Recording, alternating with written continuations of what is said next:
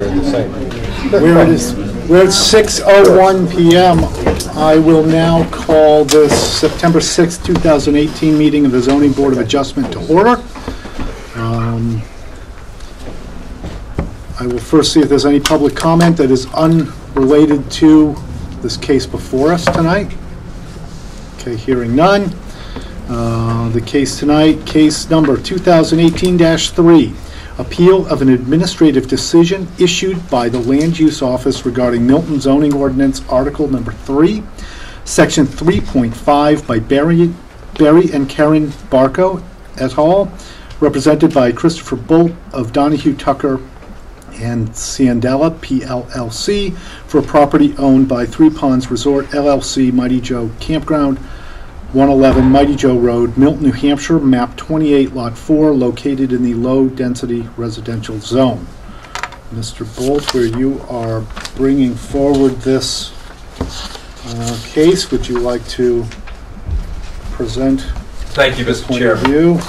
Oh, I'm sorry, hold on one second. Steve, I believe you need to step down. I do. Chris, I'd ask you to step up as a full voting member. Okay. And Dana, is this application complete and everything accurate that we can move forward? Okay, thank you, Mr. Bolt. Thank you, Mr. Chairman. We appreciate the board's time. We know we have had 10 or more hearings concerning this property over the last now year. We are here before you because of our concern that the 3 members titled Land Use Office had issued this decision about a month after the board's decision denying the special exception. And we felt that it had to be appealed and brought to your attention because its terms interpreting the zoning ordinance were such that it seemed to undo many of the concerns that the board had in denying the underlying special exception. Not to be put too fine a point on it, it just didn't pass the smell test. This was a document that came out and said, in essence, the developer gets to have its accessory uses, accessory buildings, despite the denial of the special exception. It does clearly make reference to it being a decision. Its title says it's a decision. Its text refers to it as a decision. It is posted on the town's website as a decision, and I have that page if we need it.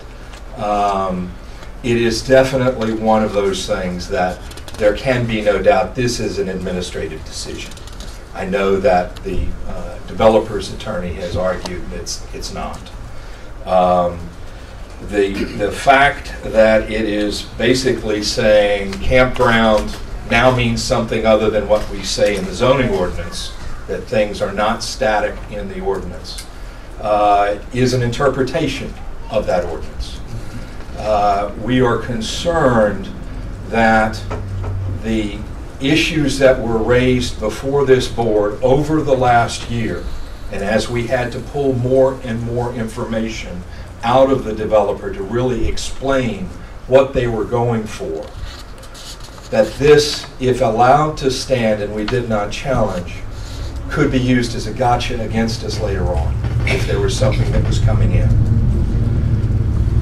We know that certain amenities such as the water slides and the mini golf, the bouncy house that still doesn't have a permit to the best of our knowledge that's there, that's the big green pad, and we presented a photo of that during the hearing. I've got a photo if you have any doubt of what we're talking about. Things have been going on the site without proper building permits. And we're just wanting to make sure that there is a clear line for the developer, for their successors and assigns that say, look, our definition says what it says. A camping ground is a place to stay overnight. It doesn't, you have a separate provision on recreational facilities. That needs another special exception that they do not have.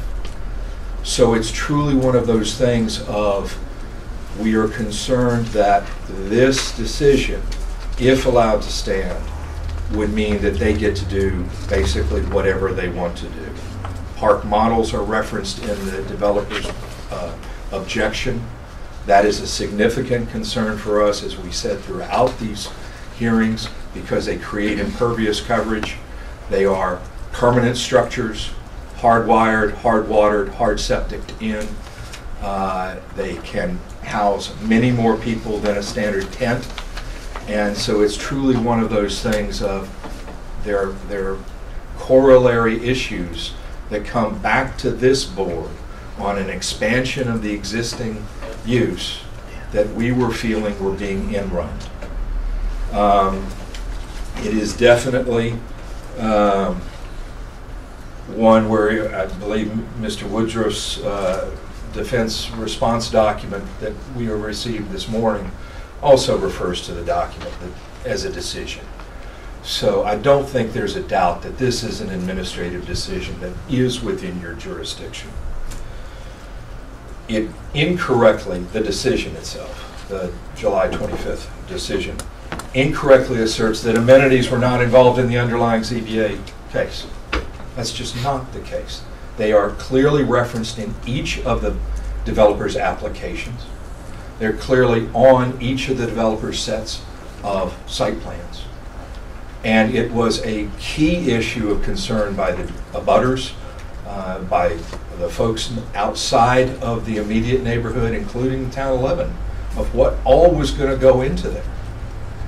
And it was part of your decision when you said the special exception should be denied. To say that amenities weren't there is just wrong, and that in and of itself makes the decision something that must be revoked.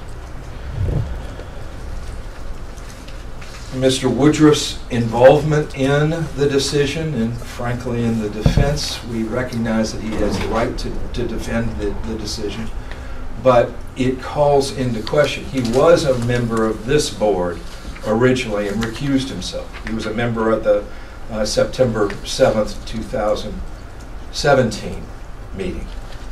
Was very instrumental in arguing the case for the developer, and then recused himself.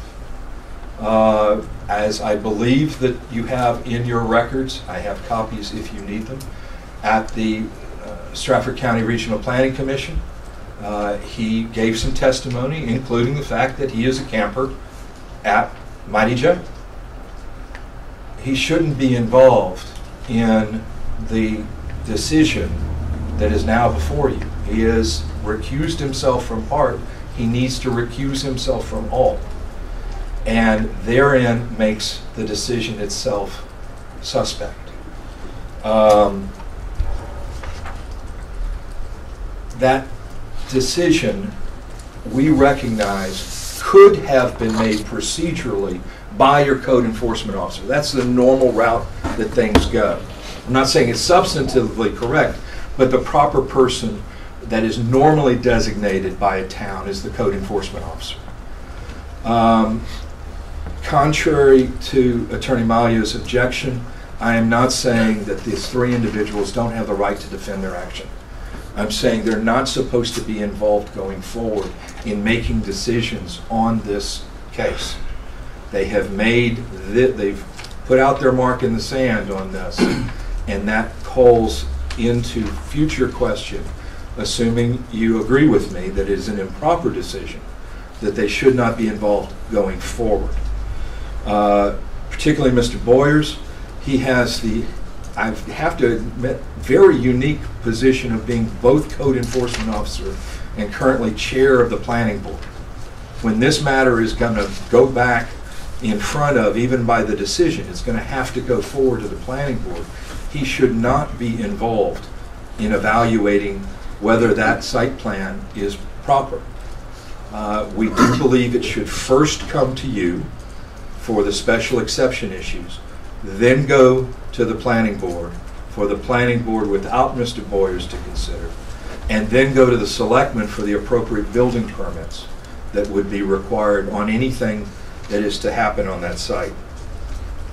As we've mentioned, things have gone onto the site without building permits.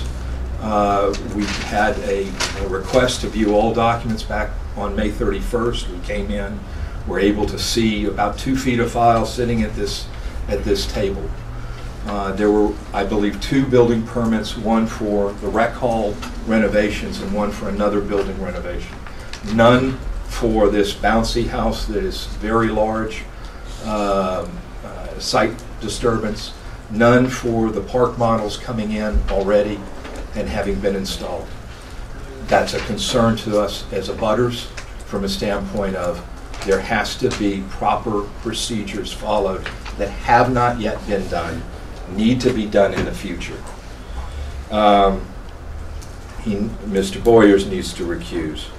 With all due respect and the difficulty of Ms. Crosley's job as scrivener and clerk, I cannot understand why she was involved in the decision. And respectfully ask that going forward, she not be involved in any decisions involved here. I know in a small town, you are larger than my small town. Finding minute takers is a task. Having someone who's skilled is rare. And so we're not saying that she cannot be, as she is tonight, your minute taker. We're not trying to exile her from the island. It is do not be involved in the decision, and odds are I will wager she will not be voluntarily. The developer's objections that we were provided, the document earlier, claims that the decision's not a decision. We've already gone through the record that clearly says this is a decision. That objection on page 2 does refer to existing cabins and future park model RV cabins, but fails to recognize that that expansion or change of the existing layout in the existing campground is a significant change based on what was discussed before this board over the 10 hearings.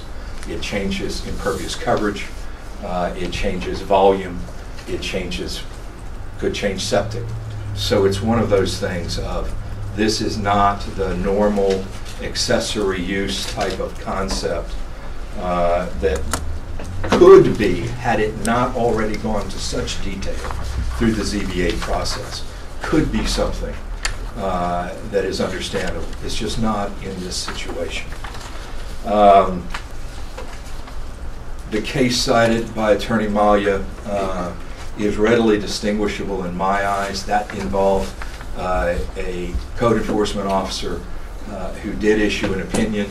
It was not clearly couched as a decision. It was not clearly making reference to zoning issues, and it definitely was not at the tail end of a year-long provision of hearings before the ZBA, ultimately resulting in a decision that was based in part on those amenities being proffered.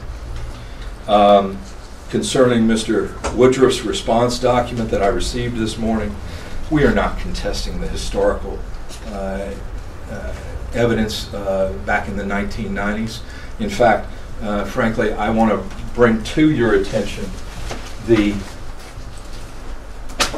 2012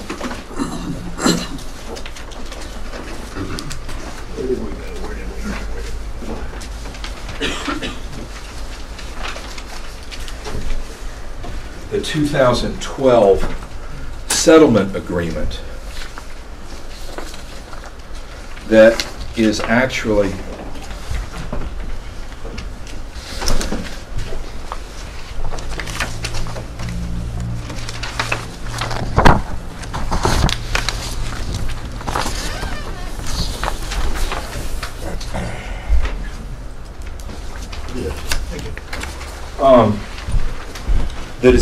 the underlying document that was referenced by the applicant in the ZBA matter, saying we've been approved. There was this site plan that was approved. That site plan in 2012 was clearly part of the resolution of litigation that was brought by the town, by the then owner against the town, starting as a tax abatement matter. The problem was the owner at that time had expanded the campground, some buildings, added some buildings, expanded some buildings. was going into some current use areas, and the town said, look, we'll resolve this matter by having a clear site plan. If you look at page 2 of the document, subsection 3B, all buildings shown on the site plan shall specify the dimensions, footprint thereof. D is you have to get the existing current use and proposed current use areas. So they were trying to get a snapshot of what was there so that no future changes were going to happen. They needed to know what was there and that it had to come through the proper channels. At no place in here is an agreement that they get to do whatever they want, or that there are ancillary uses that are automatically allowed, or any of those things that are now claimed as, by the decision, something that historically is there. Frankly, there should be no question that when this body makes a decision, whether it's to grant or deny a variance or a special exception, that becomes the law of the case for that property. When you grant a variance, that property no longer has to follow the zoning ordinance for that particular provision of the zoning ordinance that you have provided a variance for. Here you have denied a special exception. Very detailed process going through. To say now that despite all of that, they can do part of what they were asking without coming back to you makes no sense in the law in my eyes. It is definitely one where we are concerned that this, in our view, is an end run around your decision. The claim that the staff of the land use office is authorized to make this decision in their 3 parts is frankly not supported by any of the documentation attached to Mr. Woodruff's response. There is documentation that makes reference to the code enforcement officer having done something, but there is nothing that makes reference to the planner or the land use clerk or the 3 of them being authorized by the selectmen to take such actions. The response claims that there are no permit applications having been filed, but goes into the unique position of saying those undesignated structures or uses meet all the requirements of the Meredith zoning ordinance. We can't have that kind of global, you get a carte blanche when you don't have that permit in front of you. The permit, in light of the case, in light of your decision, needs to start with you in an application. Is this an expansion of special exception? You as a board get to say yay or nay. Then it goes to the planning board, then it goes to the selectmen under these circumstances for building permit. We've already addressed the issue of the amenities. It's on their plans, it's on their application. We definitely discussed it at length.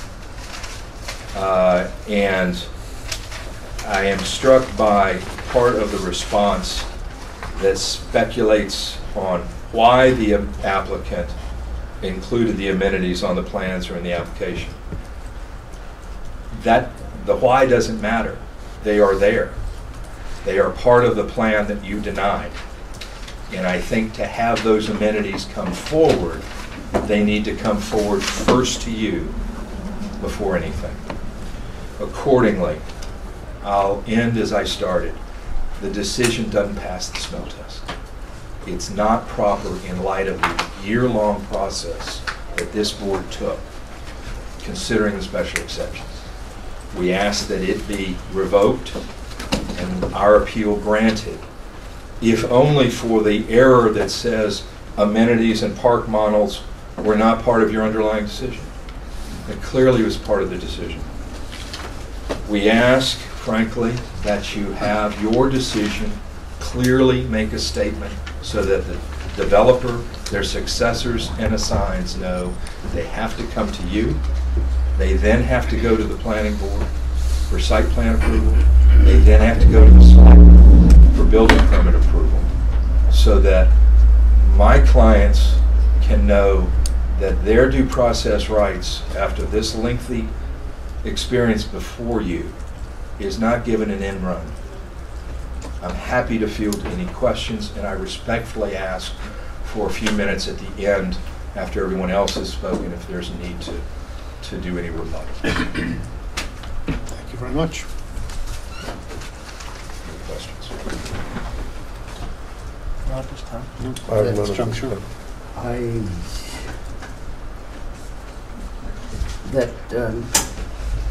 I have several questions asking to make sure that I understand the points that you are raising. The main one is that the application seemed to undo the decision that went against it. That would be the nut of The decision of the Land Use Board undid yes. the So, ZBA's decision. then, my understanding is that accessory buildings for an entity in operation, whatever it is, are required at that point, irrespective of anything else, to meet only the requirements of the code enforcement officer as to plumbing, electrical, sighting, and the rest. That an accessory use for my house tomorrow could be obtained even if I decided to expand the size of the house by 49% and it ruined the solar rights of my next door neighbor. That the second question is... May I respond to that one before we go on, or? No, You're better because I'm lost. So, when does an accessory use stop, in your view? I think a key distinction in your example is you are talking about your residential use. Whatever the But entity is. in a commercial setting, it's far more restrictive, especially when there is a special exception ostensibly allowing that use.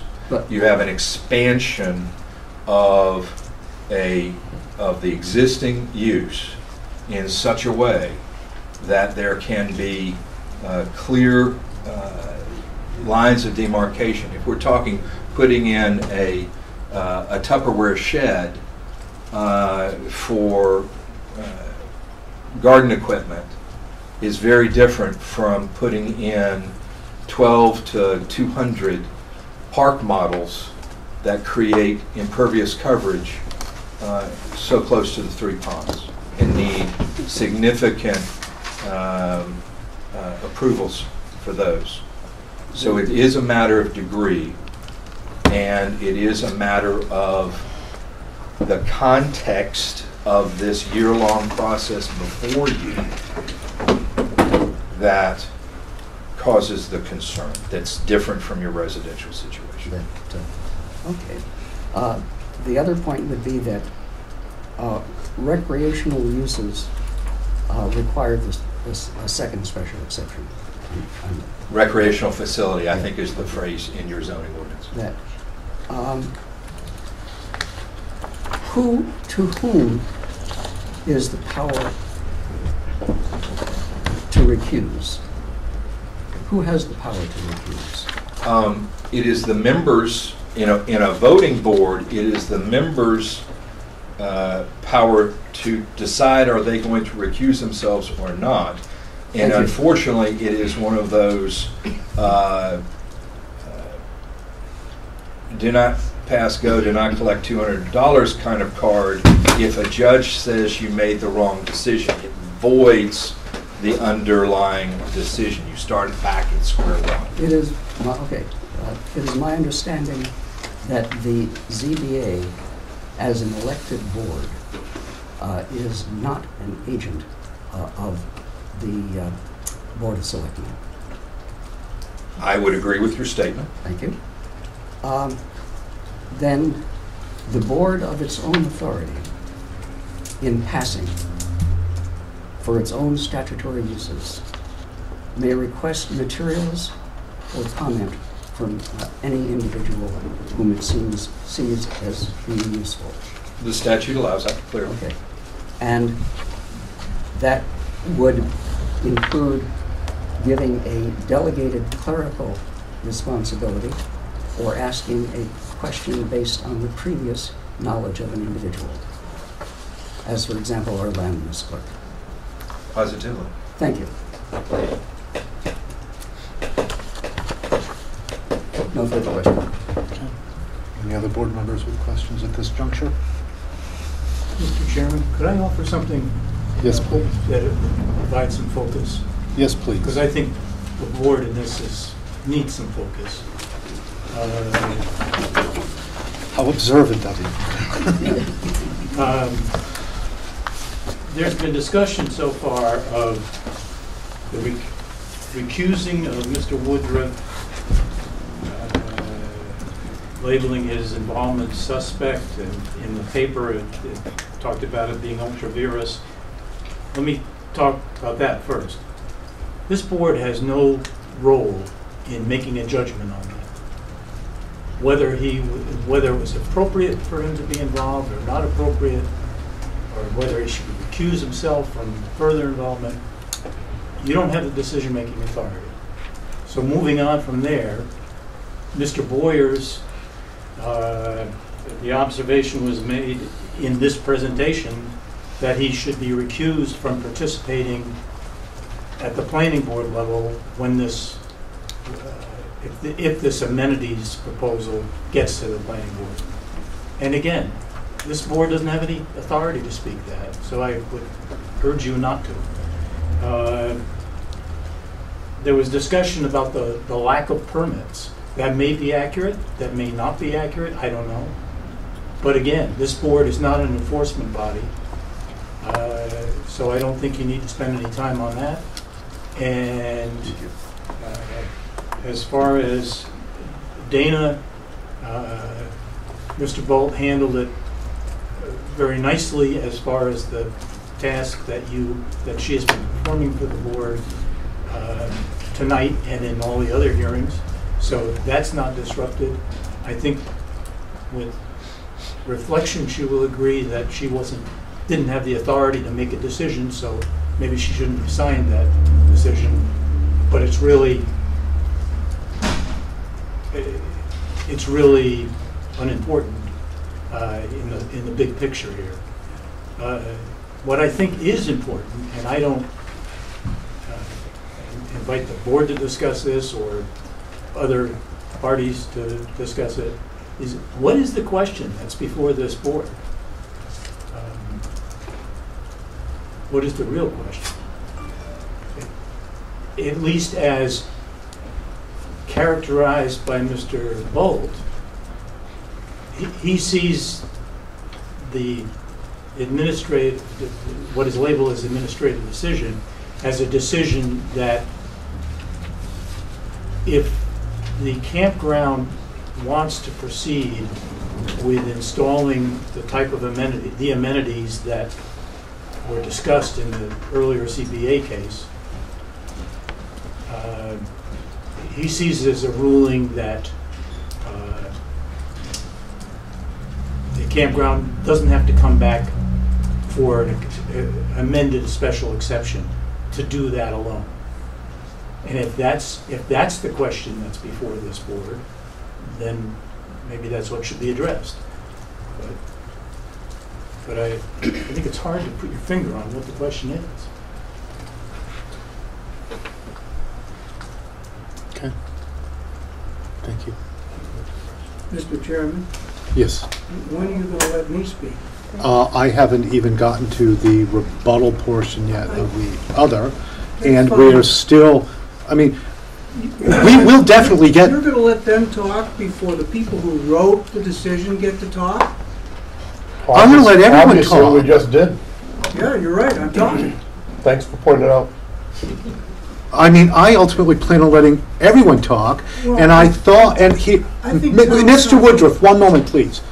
I thought, by hearing both sides, I was giving you the benefit of being able to argue or talk to what has been presented.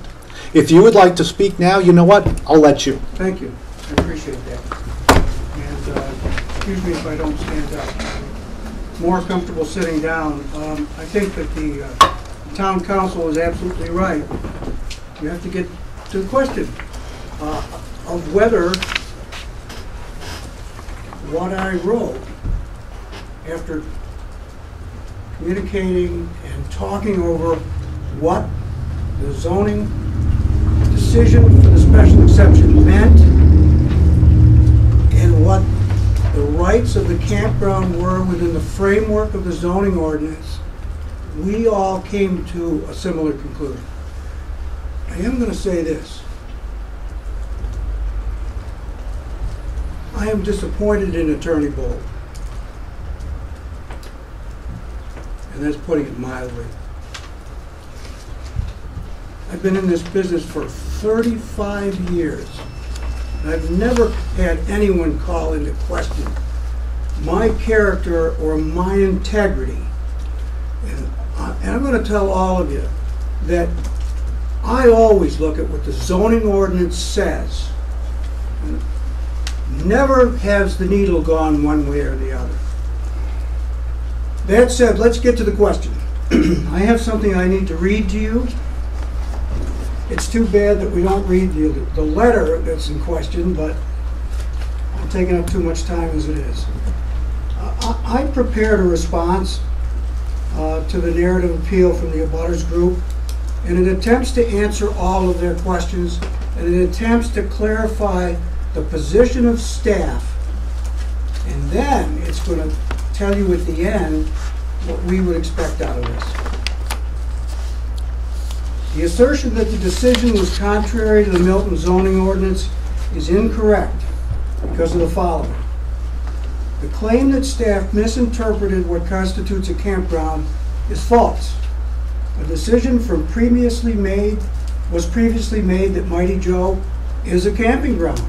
First, in a decision letter dated June 30th, 1992, from Executive Administrator, now known as the Town Administrator, Robert Belmore, followed by a corroborating letter dated July 17th, 1992, from Code Enforcement Officer Scott Berry. Finally, at their regular meeting dated August 12th, 1992, the Zoning Board of Adjustment, by consensus agreement, decided that there was no need for a special exception for the reopening of the campground. These three written decision letters and record do two things. First, they constitute the interpretation of Mighty Joe as a campground, and second, they establish the decision that the 210 seasonal site campground is an allowed use, without the requirement for a special exception so long as it wasn't expanded. The claim that the decision is contrary to Article 1D of the Milton zoning ordinance is incorrect because it's not in conflict with other federal, state, or local statutes, ordinances, or regulations. The ZBA's decision on the special exception is none of those. The claim that the decision is contrary to Article 1E of the Milton zoning ordinance is incorrect because staff of the Land Use Office are duly authorized by the Board of Selectmen to administer, implement, interpret, and enforce provisions of the Milton zoning ordinance. And we could table this until you get that answer from them, but that's a fact. The question becomes, if not duly authorized to do so, who in town would be? Residents do not have the authority to interpret, nor do residents of other towns around Northeast Pond. And in normal, everyday ministerial affairs, neither does the planning board. Their role, your role, is to be the final arbiter of ordinance interpretation only when written decisions are appealed to you. And that's what we're doing now. It is then that the ZBA decides on the facts whether to uphold or overturn such a decision by those duly authorized officials. And the statute says you can uphold it You can overturn it, or you can do it in part. The claim that the decision is contrary to Article 1F of the Milton zoning ordinance is incorrect because no permits have been submitted, let alone issued. The decision simply states that the applications for site plan review may be made, followed by permit applications if the site plan is approved by the planning board. And the decision explains why the proposed accessory structures, which is what I was talking about, not uses, structures, which are customary and incidental to the principal use of a campground, especially an allowed use campground, meets all the requirements of the Milton zoning ordinance. What I want to do is switch gears just a little bit, talk about the assertion that the decision was contrary to your decision. And I'm saying it's incorrect because of the following. The ZBA's jurisdiction on Mighty Joe's special exception request was limited to the actual required request. And that was to expand the number of sites and the area where the sites were.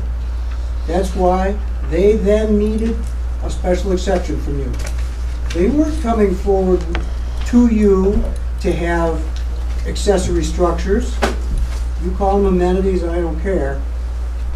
It's called accessory structures. And I call your attention to the table of principal and accessory uses under section C, where it says campground, and then at the very bottom it says accessory structures, permitted in all zones. So if you're a permitted use, you have the right to accessory structures. So to get back to what I was reading, limited to the actual required request, which was to allow them to be able to expand the campground in both area and in the number of new sites. The special exception request was not for whether accessory structures, or you call them amenities, could be built on the existing campground. That issue was not before the board, even though speakers at the multiple public hearings tried very hard to convince you that it was, and should not have been part of any special exception decision. Adding accessory structures has been part of the campground's right since 1992 by written decisions because it is allowed use at its current size, and again, number of sites and area of the lot developed. The accessory structures were depicted on the site plan because I asked them to, in my role as the town planner, to give you a more complete picture of what was going to happen. They would never have done it. So, they were depicted on the site plan only to give the ZBA a more complete picture of all the improvements being contemplated, but not to seek approval for those accessory structures located within the existing campground areas. In fact, it was staff who decided to require the owner of the campground to obtain a special exception because they wanted to increase the number of the campsites and the area developed as a campground on the parcel as a whole. This was their reason for asking for a special exception. Campground as it exists today is an allowed use, and as an allowed use, must be allowed to construct accessory structures, as I've said, as shown in section 3.5, table of principal and accessory uses. C, services, where accessory structures are allowed in all zones for those uses contained in this section. That said, this is how Mighty Joe's been treated since 1992. Namely, permits for accessory structures have routinely been issued, especially minor ones, precisely because it's an allowed use as decided by those written decisions in 1992. And I think at some point the code enforcement officer behind me will talk to you about that history of issuing those accessory structure permits. The decision to acknowledge the continuation of long-standing same actions by administrative officials in this matter is a nod to to not being accused of administrative gloss. And I would hope that all members know what that means. By the owner of the campground. It was not a disregard nor an abridgment of jurisdiction of the ZBA authority, because the decision does not affect or alter the ZBA decision to not allow an expansion of sites or area of the campground. It simply reaffirms the campground's right as an allowed use to follow the regulatory path to obtain approvals to construct accessory structures in their existing campground. The decision was posted in Town Hall and on the website for the express purpose of daylighting the issue before applications and submissions got too far along, and so that anyone aggrieved to the decision could use the appeal process that we're in right now, so that ZBA could be the final arbiter in this matter. The allegation of subterfuge and impropriety and end runs is preposterous and frankly disrespectful of duly authorized officials just doing their jobs.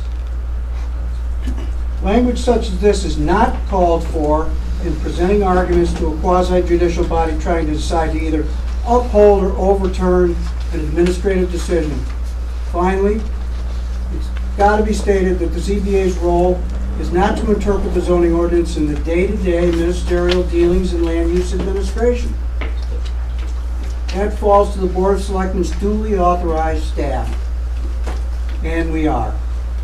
The ZBA's role is to be the final arbiter in interpreting zoning issues only on appeal of the duly authorized staff's written administrative decisions.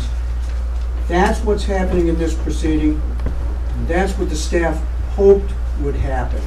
It goes without saying that staff will wholeheartedly abide by this board's decision, whatever it is. So, just so I can clarify, because I know at one point in listening to what you were saying, what I heard you saying was that I don't agree with this board's decision that the amenities had anything to do with the decision, and therefore I'm going to override that. I think what I'm hearing at the end is you're saying no, but I wanted to get it out there so it would be appealed so the board would address that directly? I think Is that to get accurate? to the answer to your question, I have to say that I don't know what avenue I could have taken officially to the zoning board to come to you in advance and say, I think you've made a mistake by adding the words and amenities to your decision. So here we are, and that's what I'm talking about, is that this will fix it one way or the other. Either you are going to decide that special exception was only for the expansion of the campground, which called for an expansion of a number of sites and in an area that was never developed before. And that request to you really didn't include things like accessory structures that have been going on forever. They built a tennis court. They have a ball field. They have a tennis court. They have a basketball court.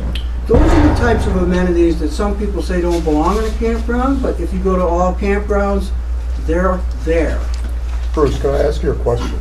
Because it gets down to interpretation, what is an amenity and what is not an amenity. But I'm trying to make it simple for you here because Let me try and the make it zoning simple ordinance back doesn't with my really question. talk about that. The zoning ordinance talks about accessory structures. Now, the definition of structure is pretty wide-ranging, as you know. It could be a pool. It could be a pavilion. I don't know what else they'd be asking for, but I have heard those two things. So, when they're built, when they get permits, for whatever permits they are, they're for accessory structure, they're for a structure. They get a building permit for a structure, there may be other permits required, like the pools, you have electrical and mechanical permits too, but I'm getting off the course here. I think the answer is if we stick to the simple thing that's talked about in the zoning ordinance, we won't range far and wide on this amenity thing. If they're accessory structures, then I stand by the decision until you overturn it. Okay. Can I ask you a question, hopefully get a straight answer? I thought I did. No. You've been how many years a planner? Dover and then here? Let's not make this personal. No, just, it goes to the number of years of experience that he... Hudson, Dover, Moldenboro, Milton. How many years? 34 or 5. State law with respect to who the building inspector is and where he gets his power, has it been essentially the same over that period of time? I think so. Okay. Would you agree that the selectmen, agree or disagree, the selectmen have the right to hire a building inspector? Yes. Okay. And it says something in the law, if I stand correct, that in the absence of a building inspector, the selectmen, be it 3 or 5, are the de facto building inspector? Absolutely. Is the word planner ever used in any of those laws? No, but I No, believe... but what? Let him finish. But I don't understand why you're talking about a building inspector or a building official. Because I don't know where you're coming Well, okay, the next question would be, if the selectmen appoint the building inspector and the building inspector gets to make the building decisions, Yeah. why does your signature appear on the decision letter? Well, I met with the Board of Selectmen in non-public session where they indicated that they wanted me to be their zoning administrator. And yet the law doesn't give them that effect? You're mixing up different positions. Building officials don't always get to make zoning interpretations and enforce the zoning.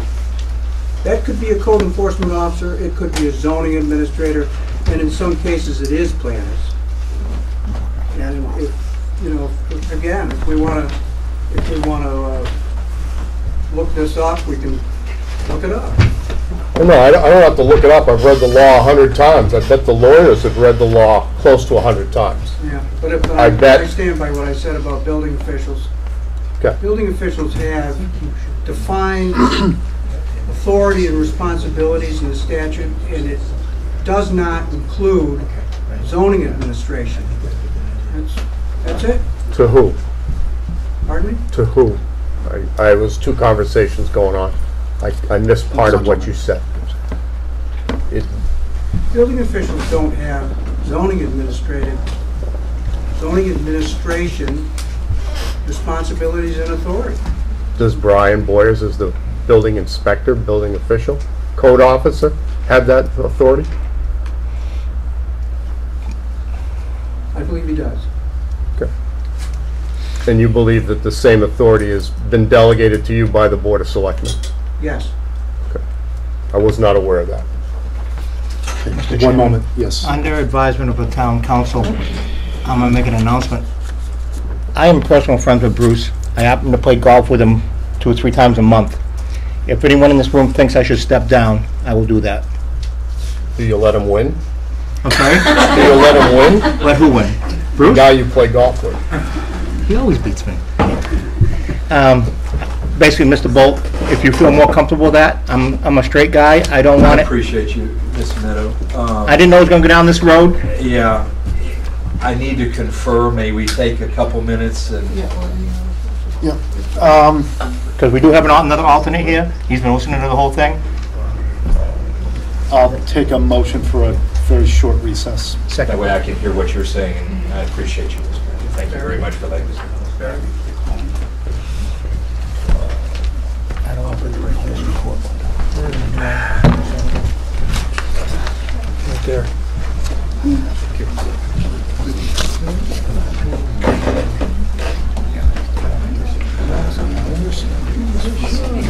I gotta get it back, though.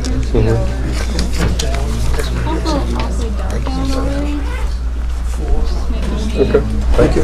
Probably ought to read that into the record. Well, it's in my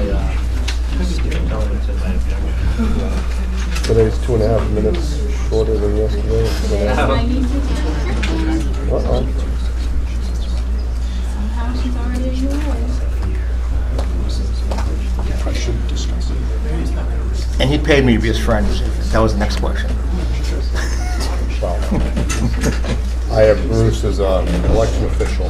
As moderator, I still have no issue with I want it out in the open. calling for questions and But I want- clarifications of people. No, that's what makes you a straight-up guy. And that's why you're sitting on this board. Your shot 6 carries. Yeah. The explanation is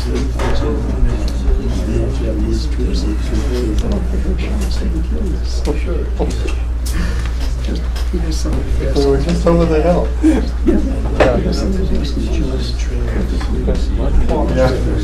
From North Korean, Chinese, and up in North Korea. Well, we went down the Yellow River.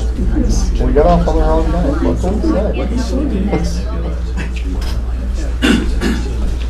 It was really nice kimchi rolls. We're heading down to have some kimchi. Yeah. On the way there, we just happened to.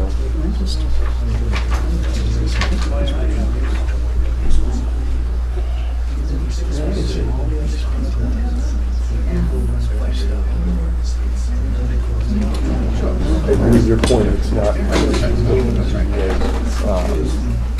authority or right to say whether they have the authority to use it or not. But I just find it. Really what he's asking for is that they have the right in the future. That's not I just want to know how he got to this point with it. The basic black, they're just cheaters.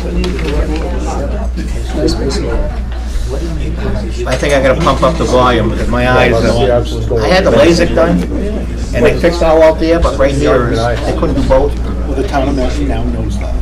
Just letting you know. It's all right. But they couldn't fix right here, I wasn't candidate for both. It was the 3 inches back. They take one eye, they do it out there, and the other eye close, and they together. Jimmy Carter. Normally.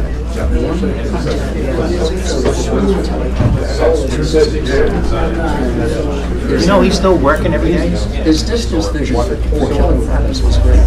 If you remember that photograph in You ever see his house? 93, and experimental cancer. We're listening to each other. Hey, we're talking about Jimmy Carter. I know. Yeah? Okay, go on. And I said, do you ever see his house? It's very modest house. Two-room, he built it himself in 1961, but he keeps track.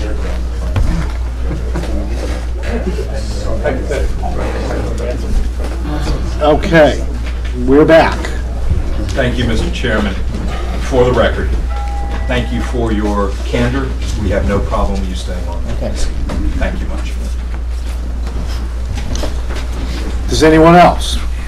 Okay, thank you then.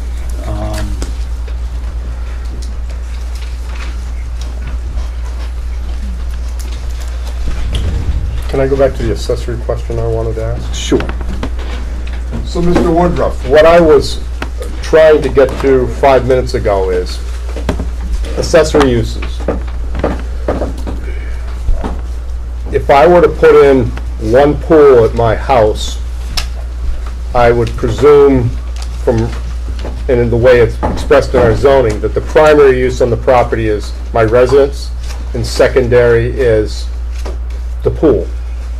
Be it an Olympic-sized pool, though. It's a pool. If I put up 2, 3, 4, or 5 Olympic-sized pools, you have to go with me that I have the land. At what point does my residence become the primary usage and the pools become, those accessories become the predominant use of the property? Yeah, that's a thorny question. I don't think there's any number that's ever been assigned to that. So would you say it's a perception thing? Well, I think it goes beyond perception. I think it has a lot to do with who you've got coming to all these pools and whether you're charging them money. And Because then you become a business. Questions that were asked by the ZBA. Amazing. Amazing. Mr. Boris, you had something, you raised your hand? Yeah, question, you said uses, a pool is a structure. It is. Before that pool can go in on residential, it requires a building permit. If it goes in on a commercial project, it becomes a planning board issue. Correct. So that's where this will be going. So if I put in 5 pools though, do I have to go to the planning board? At your residence? Mm-hmm. But the answer really is, if you have Need enough to money to build 5 pools where you're gonna say, I'm only gonna get in that pool. Oh no, I'm not telling you what I'm gonna do with the pools, I'm building 5 pools. Well, I guess you can still do it. If you can do it within the setbacks, you get the proper permits, and the principal use of your property is as a residence, and those pools are accessory uses which are clearly incidental and customary to the principal use, then I think you're good. Okay. My pool. So can I then ask a question, when we look at the definition of, these accessory structures, okay, some of that's open to interpretation, of course. Accessory structure I see as a shed, I see it as the pavilion pieces. But if you look at our definition of outdoor recreation, we have leisure time activities usually performed with others, often requiring equipment and taking place at prescribed places, sites, or fields. And that in and of itself requires a special exception. And wouldn't a water slide, a pool for swimming, or the jumping playhouse or mini golf, would that not be considered outdoor recreation rather than an accessory structure? Because it's being used for leisure time and so forth at a specific site and location. Well, if they opened it up to the public, those who were not campers, because obviously the principal use of that property is a campground, and it has accessory uses and structures that are clearly incidental and subordinate to that principal use, because they only offer the people to go there. They don't open it up and say, hey, mini golf, hey, water slide, whatever it is. They're still accessory uses and structures. So, on that basis, does the ZBA, in their decision, would it have been appropriate for them to limit no outside uses on the accessory structures, to thus control what is the predominant use and the subservient or accessory uses? Yeah, I mean, it would have been, but remember this, like I said, they're not charging money to their campers to use those amenities or whatever you want to call them. And if they're not, they're You want to go fools, play basketball, okay? you can go play basketball there. I went to Disney World, and I'll give you a brief example. Attorney Bolt, or one of his cohorts, gave the class, and at Disney World they have a way of getting every penny out of your pocket.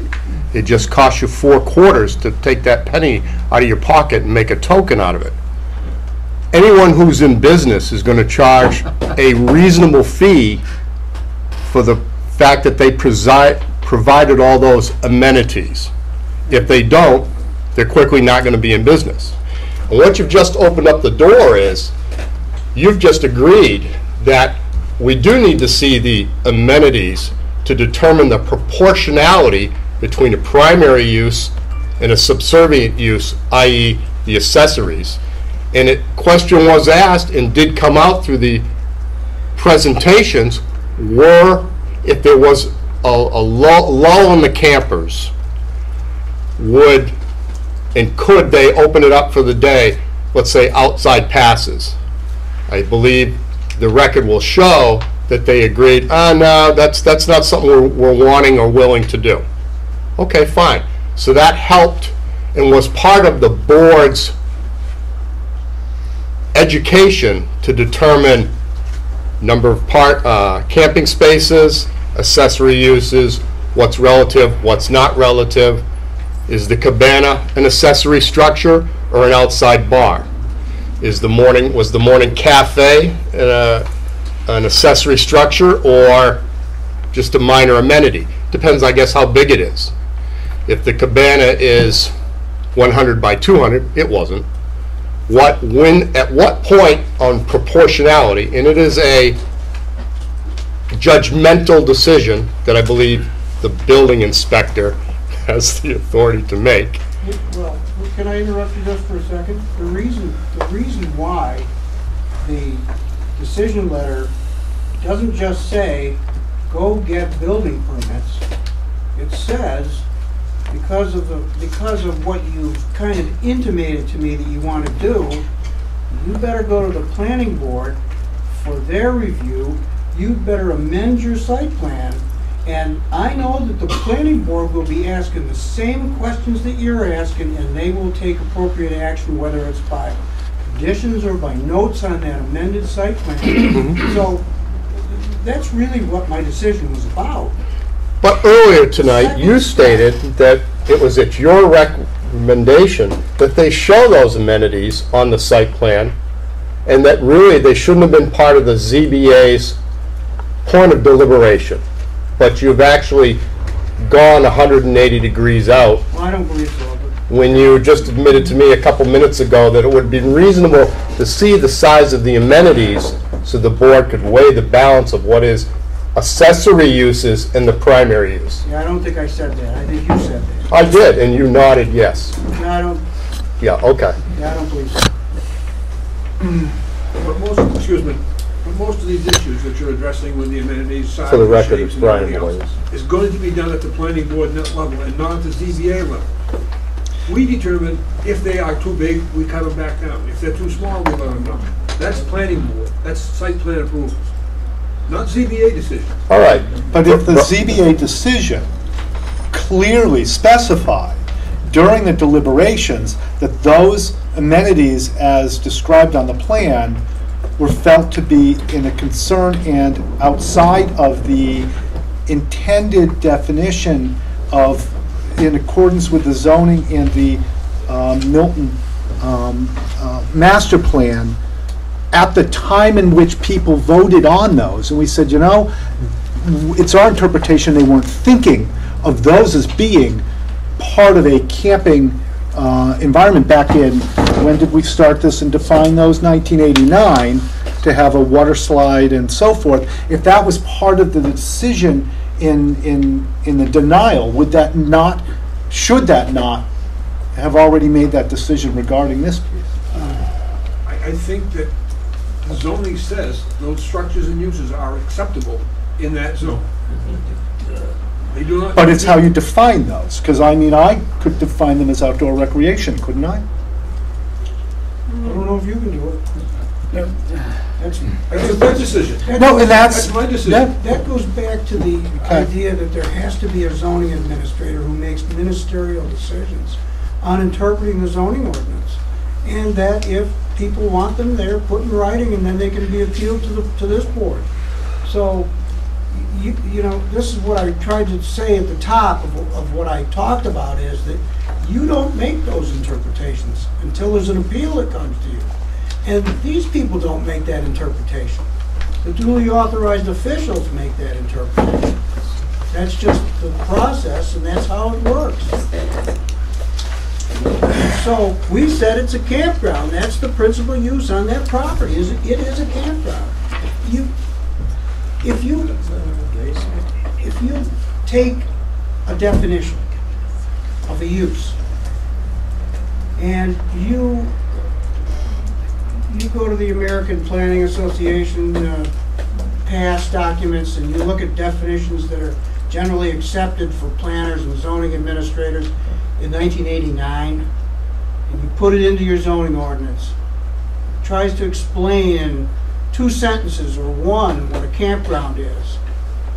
I say to you that we cannot be static, that your officials cannot be static when it comes to what's customary for the time we live in. What's customary for a campground in 2018 is not what was customary for a campground in 1989. That's just the way it is. So if society had gone to a nudist campground, you'd say it's okay for this to be a nudist campground? Yeah. No, it's society as a I'm not whole. understanding your statement or your question, I'm sorry. What do you mean you're not understanding? It's very clear. My statement is, you just made the case that as society changes and the needs of society changes, the campground needs to keep up with the times. Well, that could be, but businesses. Could be, it's pretty close to yes. So if society now want to be a bunch of nudists or some other wacky thing, you'd say that's what society wants? Hold on one moment. I'm not please. saying, I've got an I'm not response to saying that. what Okay, what right. That society gives a whole new wants. meaning to site plan. It would, yeah. Okay, thank you, Mr. Especially if you and I are there. So, okay, did you have something Yes. serious to contribute there? Okay. In 1989, go how many ahead. 60-foot campers do you see? Those motorhomes you got today, how many of those you see in 89 to fit on a campground? None. They're allowed everywhere now. And we didn't have to change the zoning for that, and we didn't have to change anything for that. The But campsites- campers did exist back in, when this was put in. Now, while we're just on this subject, I'm gonna touch on the park models that are out there that everybody's complaining. And the state of New Hampshire, 2 or 3 years ago, approved them as campers. I can't inspect them, I can't charge a permit to them, and it's perfectly legal. So that's, everyone keeps throwing the park model out. We have no Well, jurisdiction. and I personally haven't at this point. I'm still Yeah, thinking about the I don't water think- slide, frankly. That was the issue at hand. Well, it was mentioned twice, and then, but again, those weren't around in 1989 when the campground, or 92 when the campground was approved. Bruce, I'm confused as to, Sorry, I will get to you. your letter asserts that, if I understood it correctly, and I may not have, that the ZBA has no authority here because a decision or a judgment hasn't been rendered?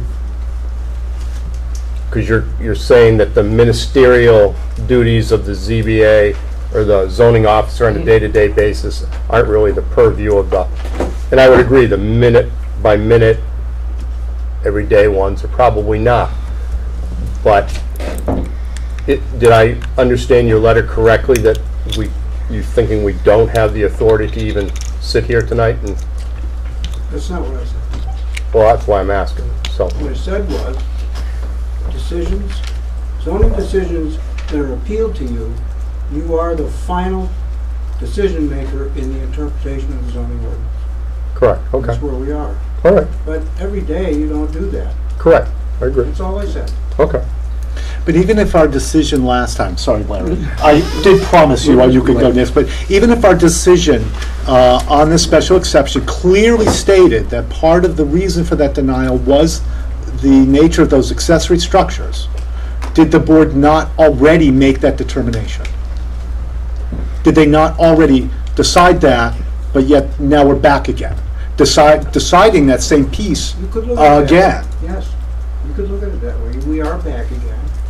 Now is your chance to, Even though we also denied a rehearing on the special exception. that has nothing to do with this. But I would potentially disagree. And this is, at this point, the debate I'm looking to be convinced one way or the other still. But is it not the case that we did make a determination as to our interpretation of the zoning and those definitions at that time when we made that decision? Because I thought that was relatively clear in the decision. So in a way, this is taking a second bite at the apple, is it? Or is it not? And why not? Well, I guess I do see this as a chance for you to fix an error in your decision language.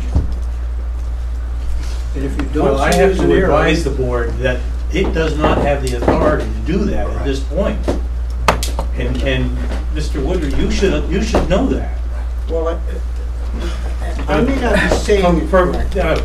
Sir, for good or bad, whether this board made a good decision or a bad decision, these board members know, and you should know also, that the decision's been cast.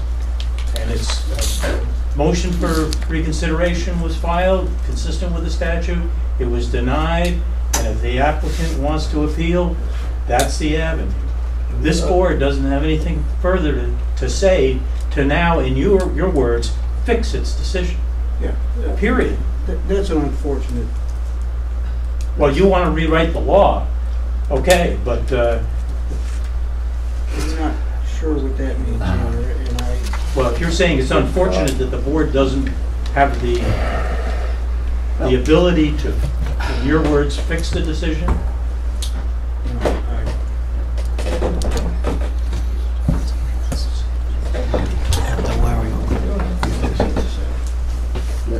Okay. Mr. Chairman, Okay, Larry.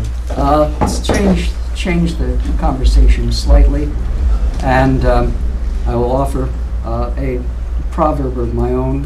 You may remember the punchline, there's got to be a pony here someplace. And the question is, who rides and who shovels? And that's basically the question we're trying to decide.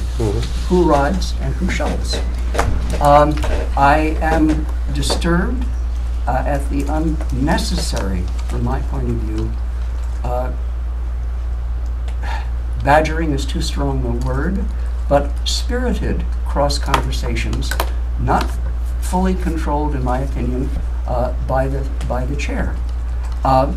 My own view is still what has been brought up partly by the attorney, partly by Bruce Woodruff, that I think we have to be looking in some way at the distinction between the request to expand the accessory structures on a site which would exist irrespective of any other action filed, or whether the content of the action filed precluded the introduction of accessory structures.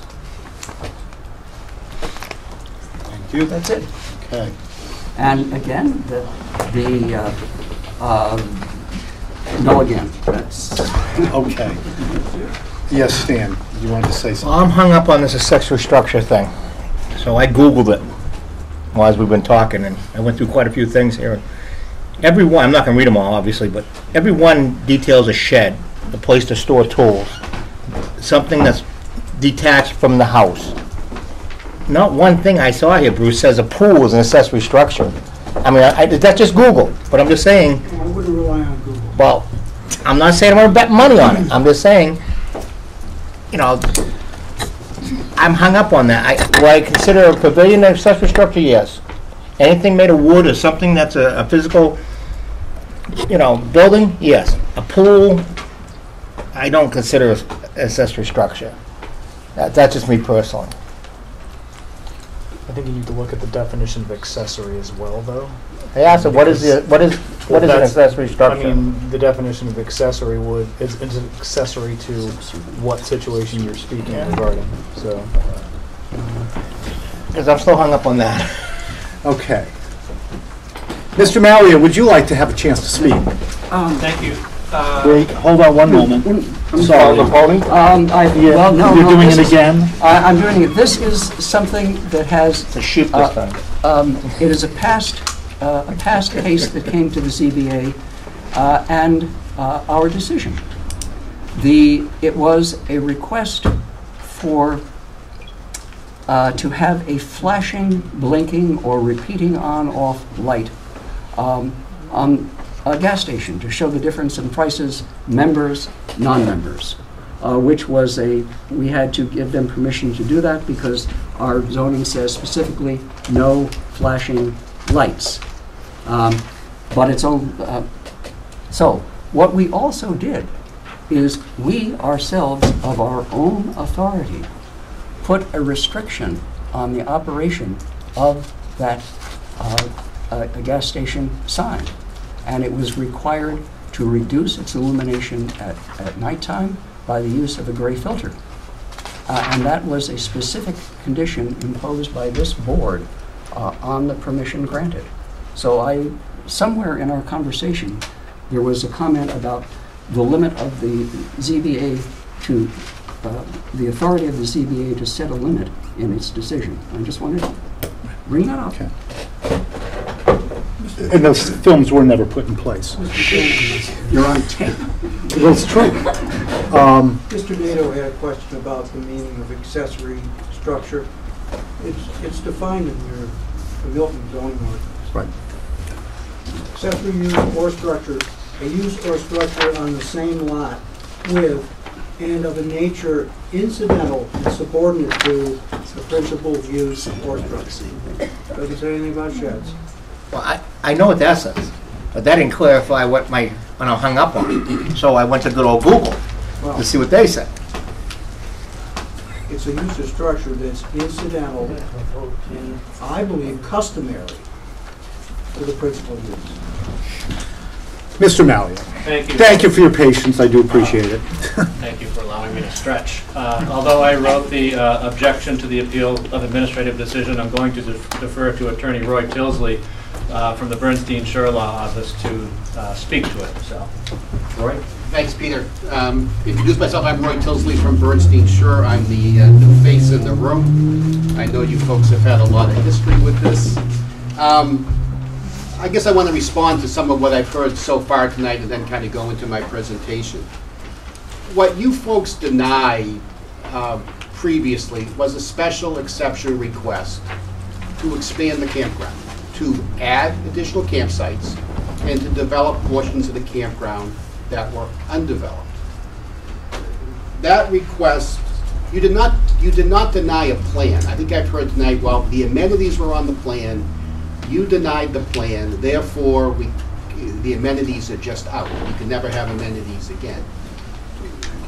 This is not the planning board, you folks know that. You don't deny a plan, you deny a request. And this request was to expand. At your May 24th meeting, you asked for, and Attorney Mallia agreed to give to you, more detail regarding the accessories, the accessory structures. So the accessory structures were not something that my client came in with and said, we want a water slide, want a mini golf course, please approve this. You folks, the public, had questions about that, and the applicant, through Attorney Mallia, said, okay, we'll give you a more detailed plan to try to answer those questions. But it wasn't part of the request. Now, I suppose, you know, could have drawn a hard line and said, we're not going to show you the amenities, that's for the planning board, that's for some point in the future. But, you know, I think about this from trying to sit in your shoes. And you're looking at about 100 or so additional campsites, whether you should allow that expansion. And if I was you, I'd be thinking, well, what are these campers going to do when they're there? And where are they going to do it? Can the site, it's not just enough that you can throw 100 tents or 100 campers or 100 whatever on the property. Where are people going to go? What are they going to do? And certainly showing that we were going to provide uses and areas where people could congregate, I think helps to explain why, from our perspective, the expansion made sense. Showing you that people were going to have a place to congregate that was centrally located and not on the fringes of the campground helped us to make the argument that this expansion is not going to overburden the property or move activities close to the edges where it's near other properties and other uses. But it was not a request to have you approve the amenities. You haven't made a decision on that because that's not a request that's before you. And part of what I think is happening tonight, and this will go back to the argument that Attorney Mallia made in his written submission, is you folks are working in a vacuum. Because all we've really done is make a request so far saying, if we want to proceed with just some amenity additions, where do we go? We haven't really detailed what they're going to be. They probably will be very similar to what was shown in the expansion plans, but I don't know that yet.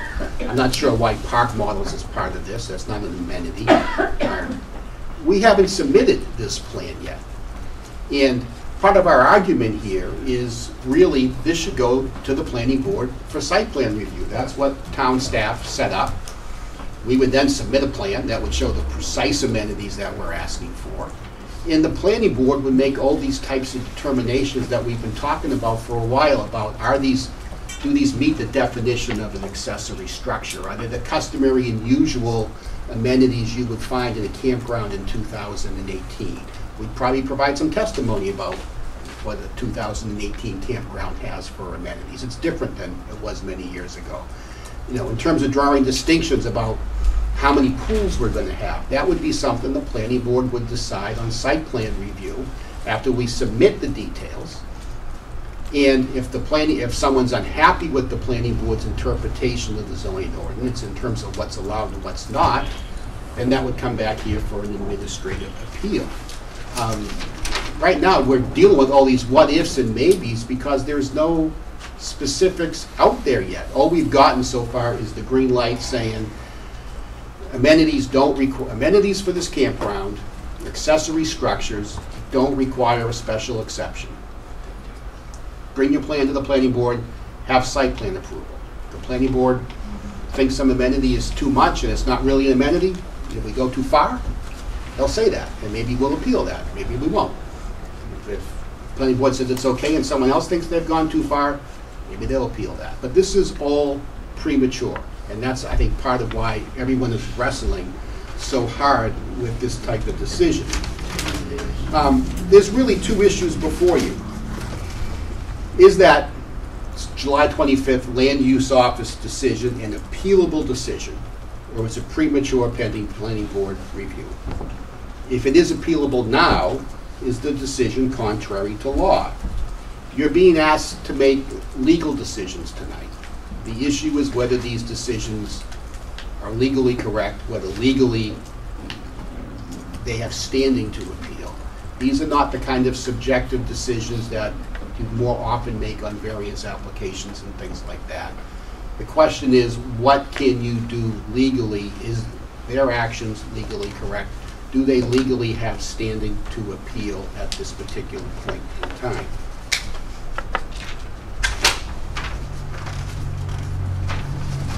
As Attorney Malia points out in his response, and Attorney Bolt referenced the case, the objection is premature under Accurate Transport, Inc. versus Town of Derry at 168 New Hampshire 108. It's really the same fact pattern in this case. In that case, the code enforcement officer, who in this case that's one of the people who signs the decision, makes a decision that a use of a property for a dumpster business isn't allowed use in the zoning district. The property Is or is not? Is. So it isn't allowed use. The applicant then goes to the planning board for site plan approval for his dumpster business.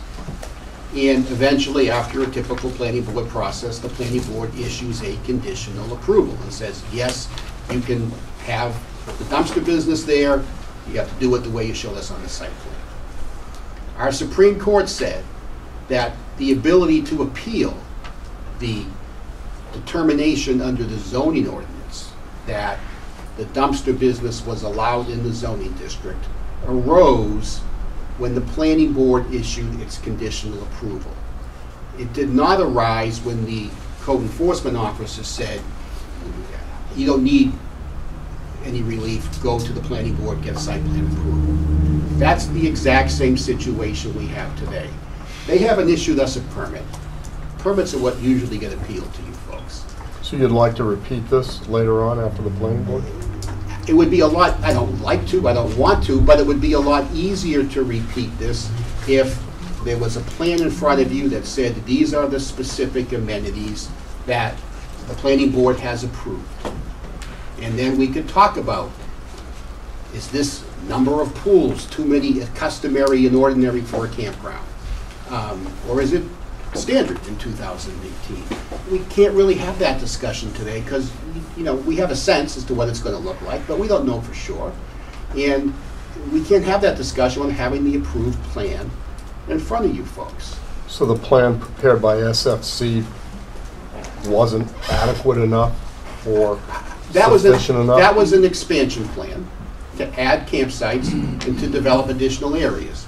We showed proposed amenities at your request as part of that proposal to expand. So you could see what amenities we were proposing and understand that people would have things to do and places to go on the campground. Right. The application that we're going to present for amenities is not necessarily going to be all of the same amenities or all of the same scope. We haven't done it yet. The request was simple. If we just want to add accessory structures, some additional amenities to the campground, can we go right to the planning board? And the answer was yes. That's how it should work. So it's too early to hear this appeal now. Under the case law, the planning board should get the site plan, see the specifics, because the site plan process will require us to detail exactly what we want, and make a decision.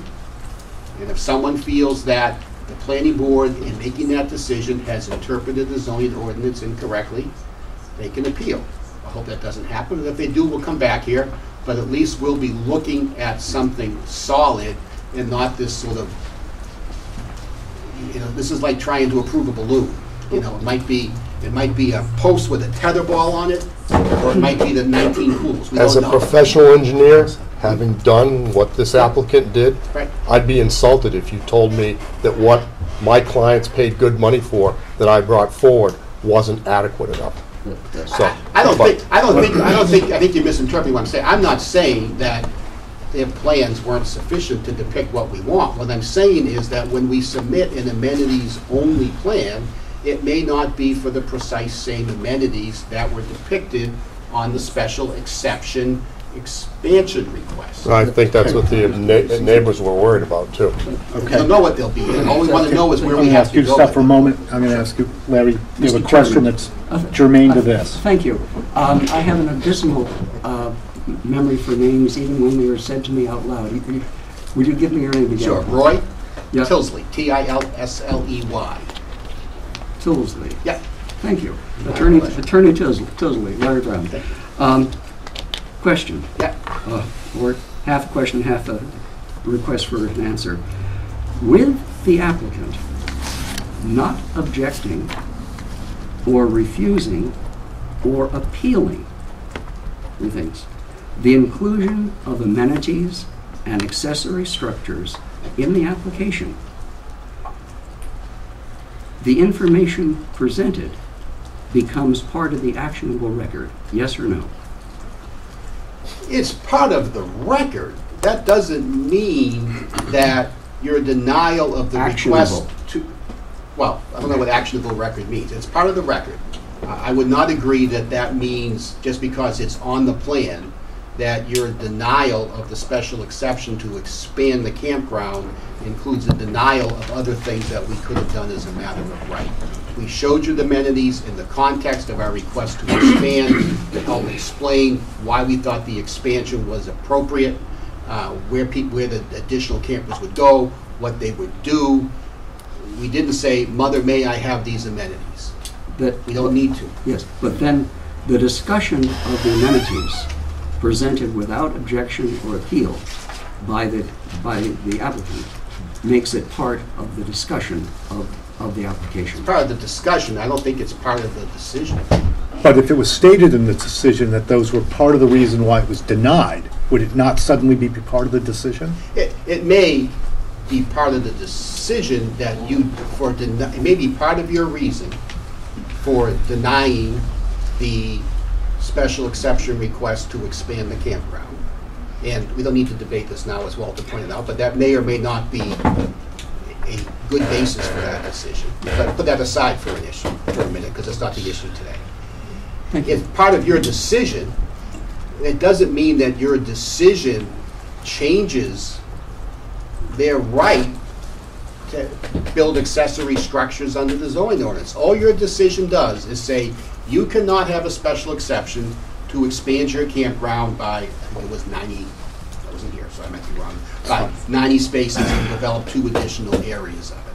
That's the only thing we requested, and that's all your decision can say. Now, you may have relied on the amenities as part of your reason for denying that request, but I don't think your reliance on amenities, right, wrong, or indifferent, can change what we believe is a right under the zoning ordinance to construct accessory structures without having to get a special exception.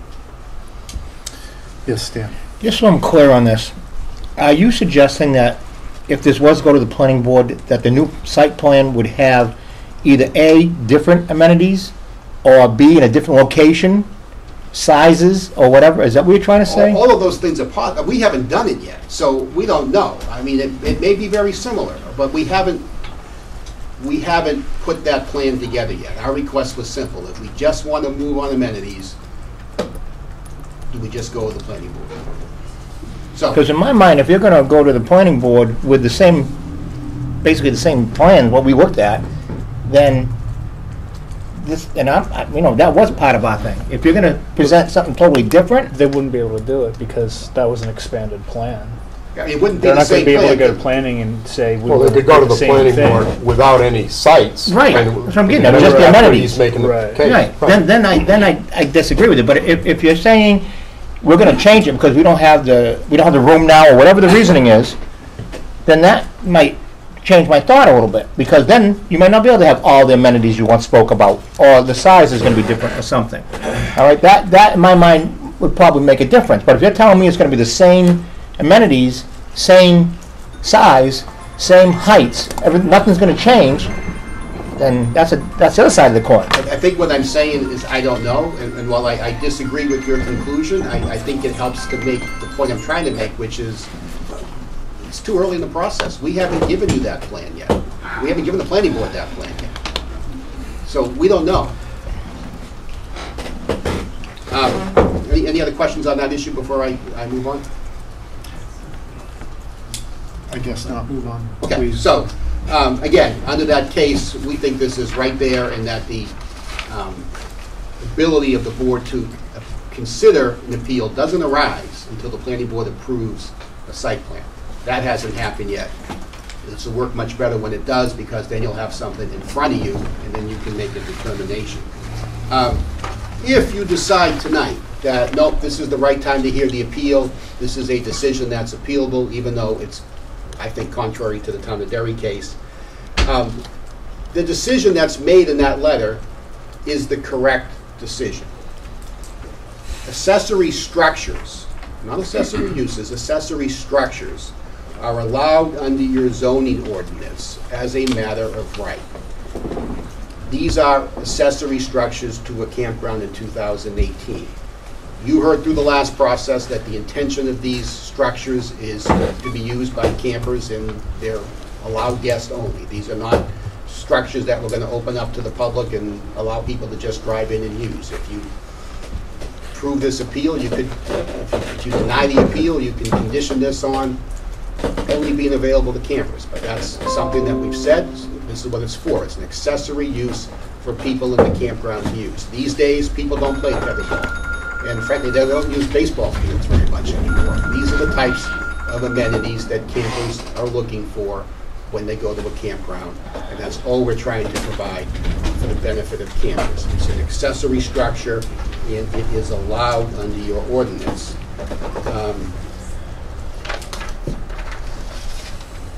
We know the campground's an allowed use.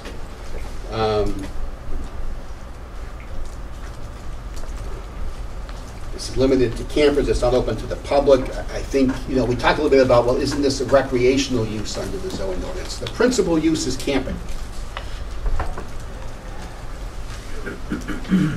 And accessory structures for camping to provide recreational opportunities for campers are standard at campgrounds. Now, they've changed over the years. It's no longer tetherball and baseball fields. It's other types of accessory structures.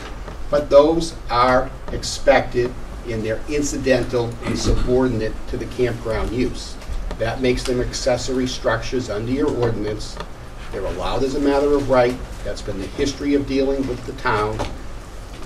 We have the right to put accessory structures in, subject to site plan review by the planning board. And it's that site plan review, I think, that addresses some of the concerns I've heard tonight, but what if you go way overboard? That's where the planning board comes in and makes those determinations about, given the size and shape and scope of this campground, is this particular proposal accessory use, or does it become something more because it becomes so big and so dominant that it overshadows the campground itself? That's the planning board's determination on site plan review, not this board's determination at this particular time. We are allowed to have 223 campsites, which we currently have and have had for many, many years. We are entitled to add accessory structures to serve the campground as a matter of right. The idea that the campground is only going to be campsites. Attorney Tilsley, can I ask for clarification Sure. on that? You just stated that you were allowed to have 232 sites. 223. 223. The 1992 letter says 210. How did you go from 210 to 2? I believe, and this is, again, I wasn't here, my reading of the application in the minutes was that we currently have 223 sites.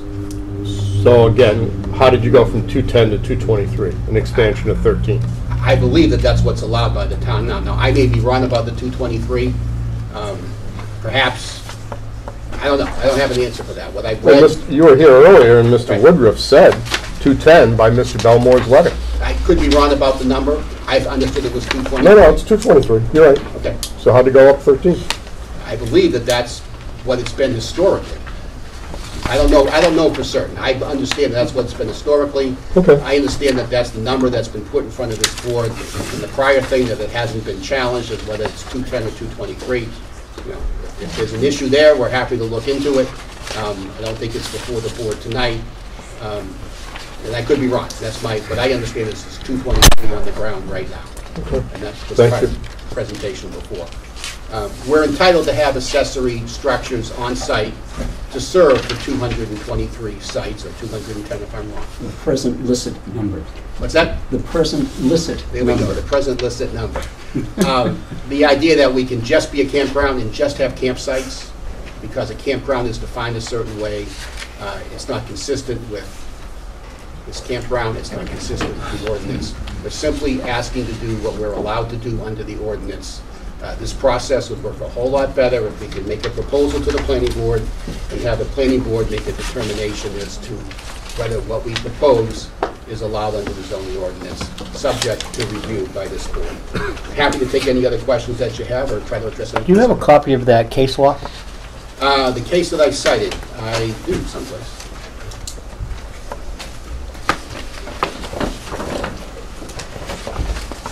I only have one, so I can't give one to everybody. Peter shared one. Thank you. I'll return it. Well, how long is it? About 5 or 6 pages. I highlighted the important parts for you. I can see that. Mr. Bolt, would you like to highlight some something? I have my own highlighting copy.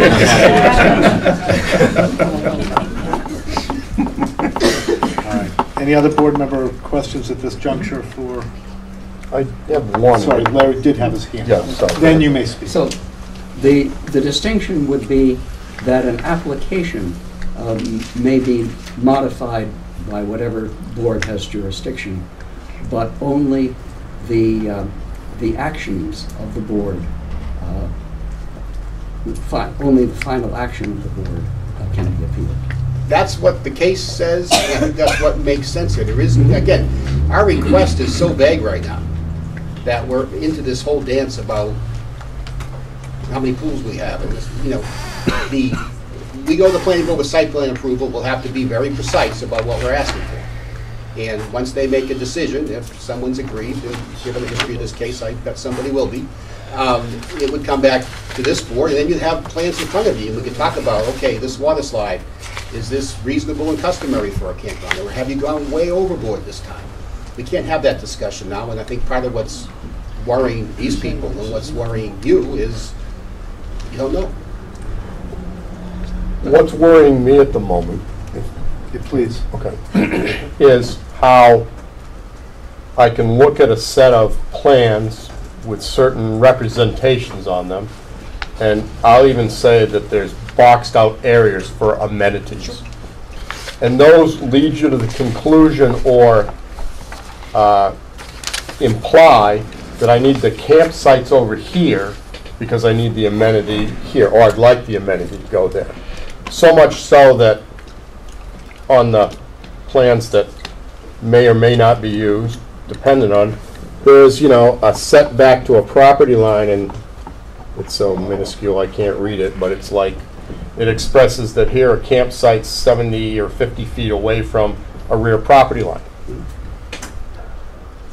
So the intensity of the use, i.e. the number of camping spots,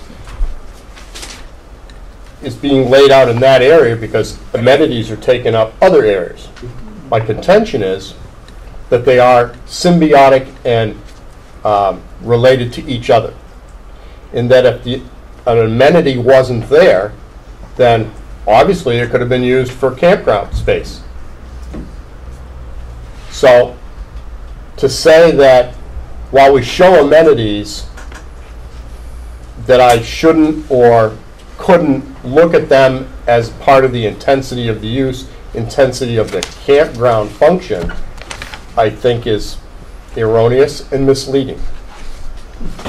But if I can respond, that Yes. really goes to Attorney Mitchell's, response of, we're not here to relitigate the special exception. I would agree. I don't, I don't agree with you, but that would be an issue about whether you were right or wrong in denying the special exception. I think what I hear the board saying is because the amenities are shown in this plan, and because we denied this plan, we've denied your right to have the amenities. I deny, my vote was to deny the package as presented, period. It was not to deny a specific campsite, and it was not to deny a specific amenity. It was the package as a whole. I would feel, I work in another community, and if someone came in and let's say it was an area setback because they wanted the building in the front and the parking in the rear, the zoning board waives the side setbacks, so hypothetically now they can go from 20 down to 5, and we made the decision because the other amenities in the back, the little mini pool that was in the outdoor pool that was in the corner, the dumpster location and the parking required a certain amount of space. Now all of a sudden there's no more pool and there's no more dumpster area, so we're going to double the size of the building. I'd feel duped because those accessory, the dumpster, the pool, were part of my overall package decision in rendering the decision. So for the planner to imply that the amenities are really none of our business, that the amenity areas shown on the plan are really none of our business and none of our protocol, and probably shouldn't have been used in the forming of an opinion, I think is disingenuous. I believe what Mr. Brown was saying is that this is what you presented. It's your risk when you present to the board everything that's asked for. Yeah, again, I come back to, we asked for a special exception to add campsites and to expand the campground into previously undeveloped areas. Yep. At this board's request, Attorney Malia agreed we'll show you a more specific amenities plan. But we weren't asking for approval of those amenities. When we filed the application, we weren't asking for approval of the amenities. Mm-hmm. We showed it to you because you were interested in it. Because it's part of the overall intensity of the use. But you're not, I mean, at some point, you folks aren't the planning board, you're the zoning board. You had an application for a special exception to add campsites and expand the campground. Knowing what amenities we were thinking about putting in, knowing where we were going to put them, might be something of interest to me if I was sitting in your chair. I don't think the fact that those amenities were put in the plan means that when you denied our request for a special exception, that you've taken away what was a right under your ordinance to add accessory structures. So what you're saying is that your decision has eliminated my client's ability to add accessory structures, even if they were entitled to, by putting these on the plan, because you think... My denial was to the application as a whole package. That may have been how you felt, but I think the proposal and the request was for a special exception to expand, and your denial can't go beyond that as a matter of law. Yes. Thank you for your presentation. Long time ago, my real estate, said, buy land, they ain't making it anymore. And with the exception of the giant pumps in the Netherlands, that's pretty much true. The ZBA, from my view, is an intensity of use board for the land that exists. And it is a safety valve of compromise. And what I'm still trying to assess is the nature and extent and right of neighborhood against an applicant's right of full value use of the land. And I'll let you know how that comes out. But it is that safety valve of compromise. And I'm not certain where your new application for merely a few amenities fits. I think where it fits is where I've said it fits, is that we should submit a site plan application to the planning board, have them act on it, and if someone appeals it here, then you get to serve your role as a safety net for compromise. But again, you can't serve as a safety net for compromise today because you don't know what we're asking for. We don't know precisely what we're asking for, and that's why we have all these questions about the scope and this and that and the other thing. All right, so I actually need to open this up for public comment. Now, before anyone speaks, I'm going to ask you, do not just reiterate the exact same things over and over. We've heard the argument against. I ask you to please, don't just repeat each other. If you're going to present new fact as you see it to this, that's great. But please don't just reiterate everything Mr. Bolt has already presented. And Mr. Bolt is going to get a little rebuttal in there somewhere because he asked for it at the beginning. Mr. Chairman? Are you, yes. Can I request that any of the individuals that has Mr. Bolt, or his clients, let him do their talking? That way, let Mr. Bolt, if he's representing certain people in this room tonight, then he should be doing the talking for them. But he doesn't represent all of them. That's what I said, any individuals that he is, that would cut down on a lot of, Point of order, Your Honor. Yes. I was here at all the hearings, Mr. Bolt was not. I have things to say about all of the hearings, Mr. Bolt was not. Okay, but we are not relitigating that case. I am not relitigating them. Okay. Okay? But I do wish to speak to the issues. Okay, just one moment, please. I'd like to suggest we take a 5-minute break, 5-minute recess. Is there a motion? Motion. Thank you. Second. All in favor? Aye.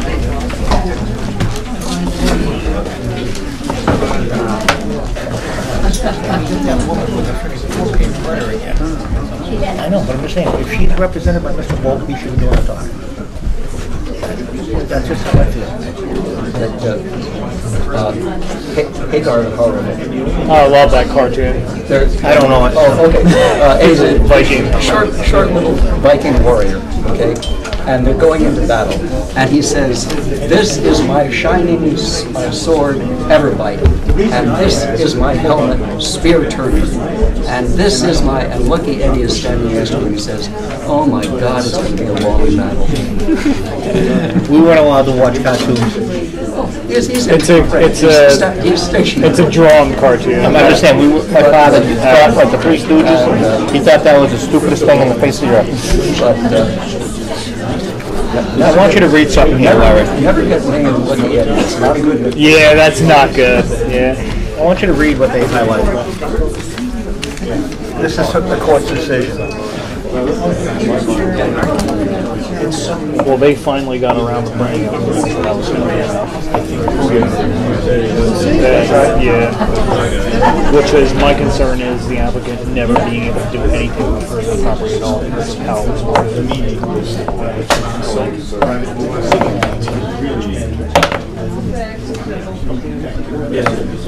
Yeah, and the minutes will just say period suspended 16. Exactly. I gotta stand up. Yep, stand up. Well, that's a good idea, actually. That kind of clarifies some stuff for me right there. That's fine. Go ahead. Anyway. Do you want to read any of this? Oh, sure.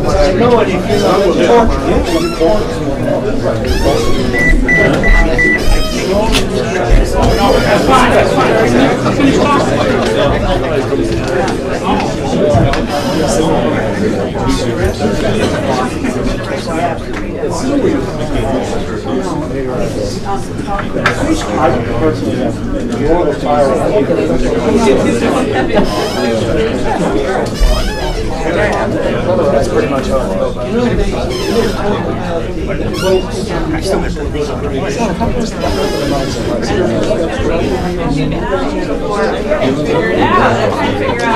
Today I was watching this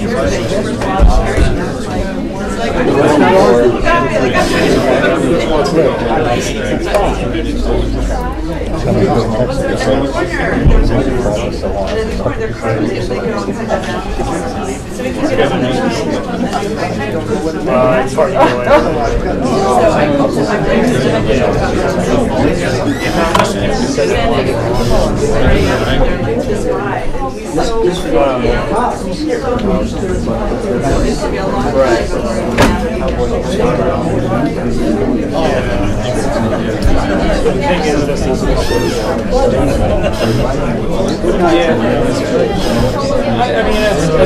there's an argument there, you know.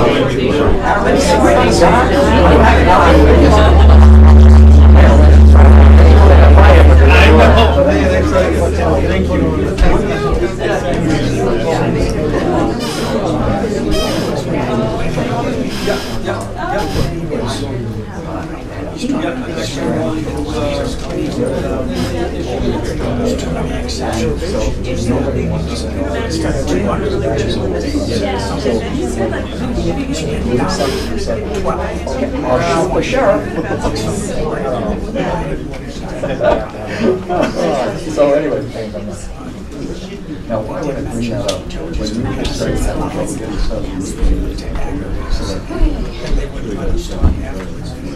Somebody stole my extension cord.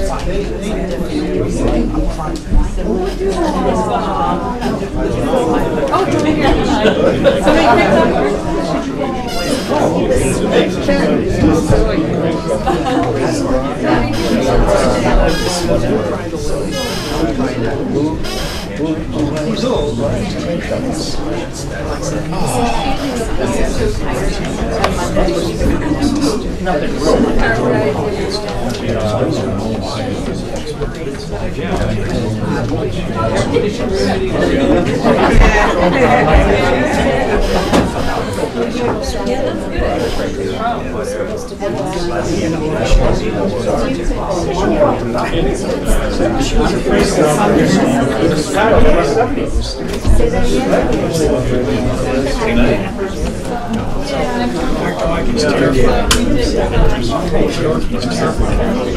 Fireworks, she runs down behind, stuffs herself. Mama is not gonna let her babies.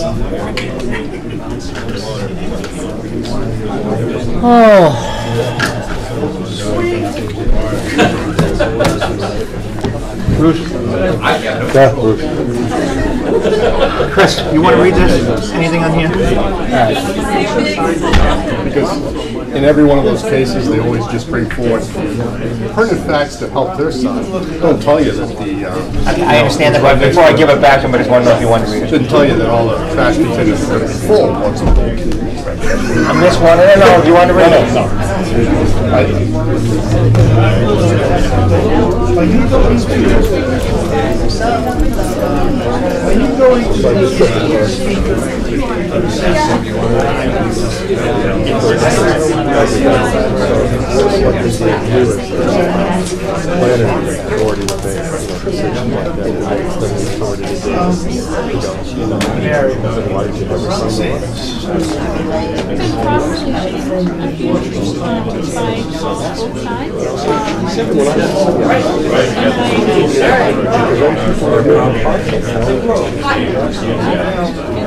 I know you. Knowing you personally, yeah.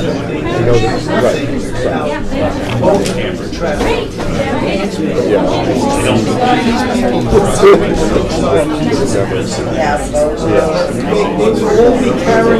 Carrying their votes. You just said, no, it doesn't matter. But if the town ends up spending out $100,000, to spend one side or the other, it doesn't matter. That's what it means. They had more votes than they were supposed to have.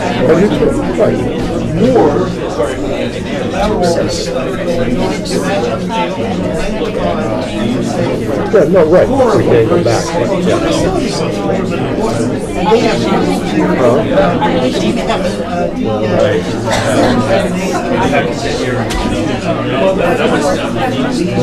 So they know their votes coming in. They were proud to say, oh yeah, we'll make sure that right. Whatever they have, all the rest of the stuff.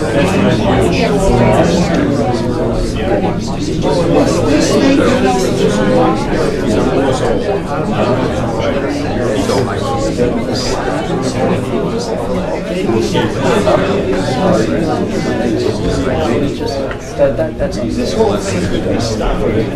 Ryan, you seen got a letter today from the Secretary of State's office concerning, Libertarian Party members, and have you seen that? I haven't gotten anything from not from them. Apparently, like, if you come in and declare libertarian, it doesn't make you a libertarian. Yeah, it does. After January, it did. Yeah. There's not many right now because there hasn't been a major election, and that's when most people change their affiliation. But then it didn't apply for. But he said if you're a Democrat or a Republican and you change your party affiliation, that you are libertarian at that point, and you do need to come in and change after. I'll get your right after you vote? Yeah, well, it depends. So it's not on the day of the vote. No, you should. After you vote, you can change it, or at least primaries. Yeah. Right, on the primaries. Yeah. If you pick up that ballot, and you're that, essentially. You're going to be registered as whatever you pick up, and then you just change afterwards. It just gets me how here it is, 5-6 days before the election. Rule change, right? Yeah, I haven't seen this yet. Interesting. At least it won't snow. That's the upside, yeah. This time, like, I can't ask him for his ID, and I can't. They said, no IDs this time? That on a challenge, that they just signed the backside of the form, and they're done. And I take the wind out of his self. Everybody knows who he is. Yeah, he doesn't. There's pictures of the post office. You have two choices. Definition of husband. Okay, I'm going to bring us back into order, folks. All right. I believe your hand was up first. I withdraw my point of order. Okay. Yes, ma'am. Again, please state your name and address for the record. 220 House Road.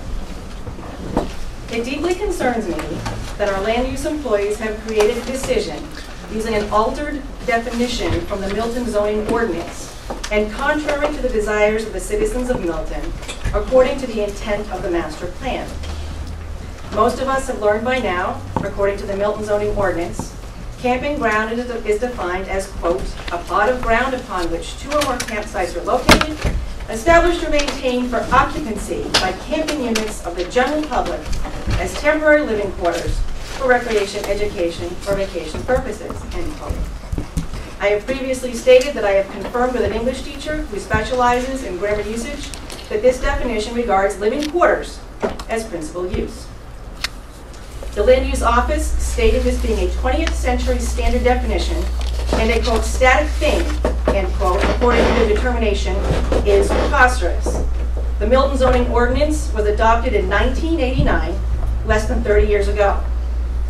The ordinance has been updated, revised, or amended 16 times since then. Most recently, March 14th, 2018, only 6 months ago.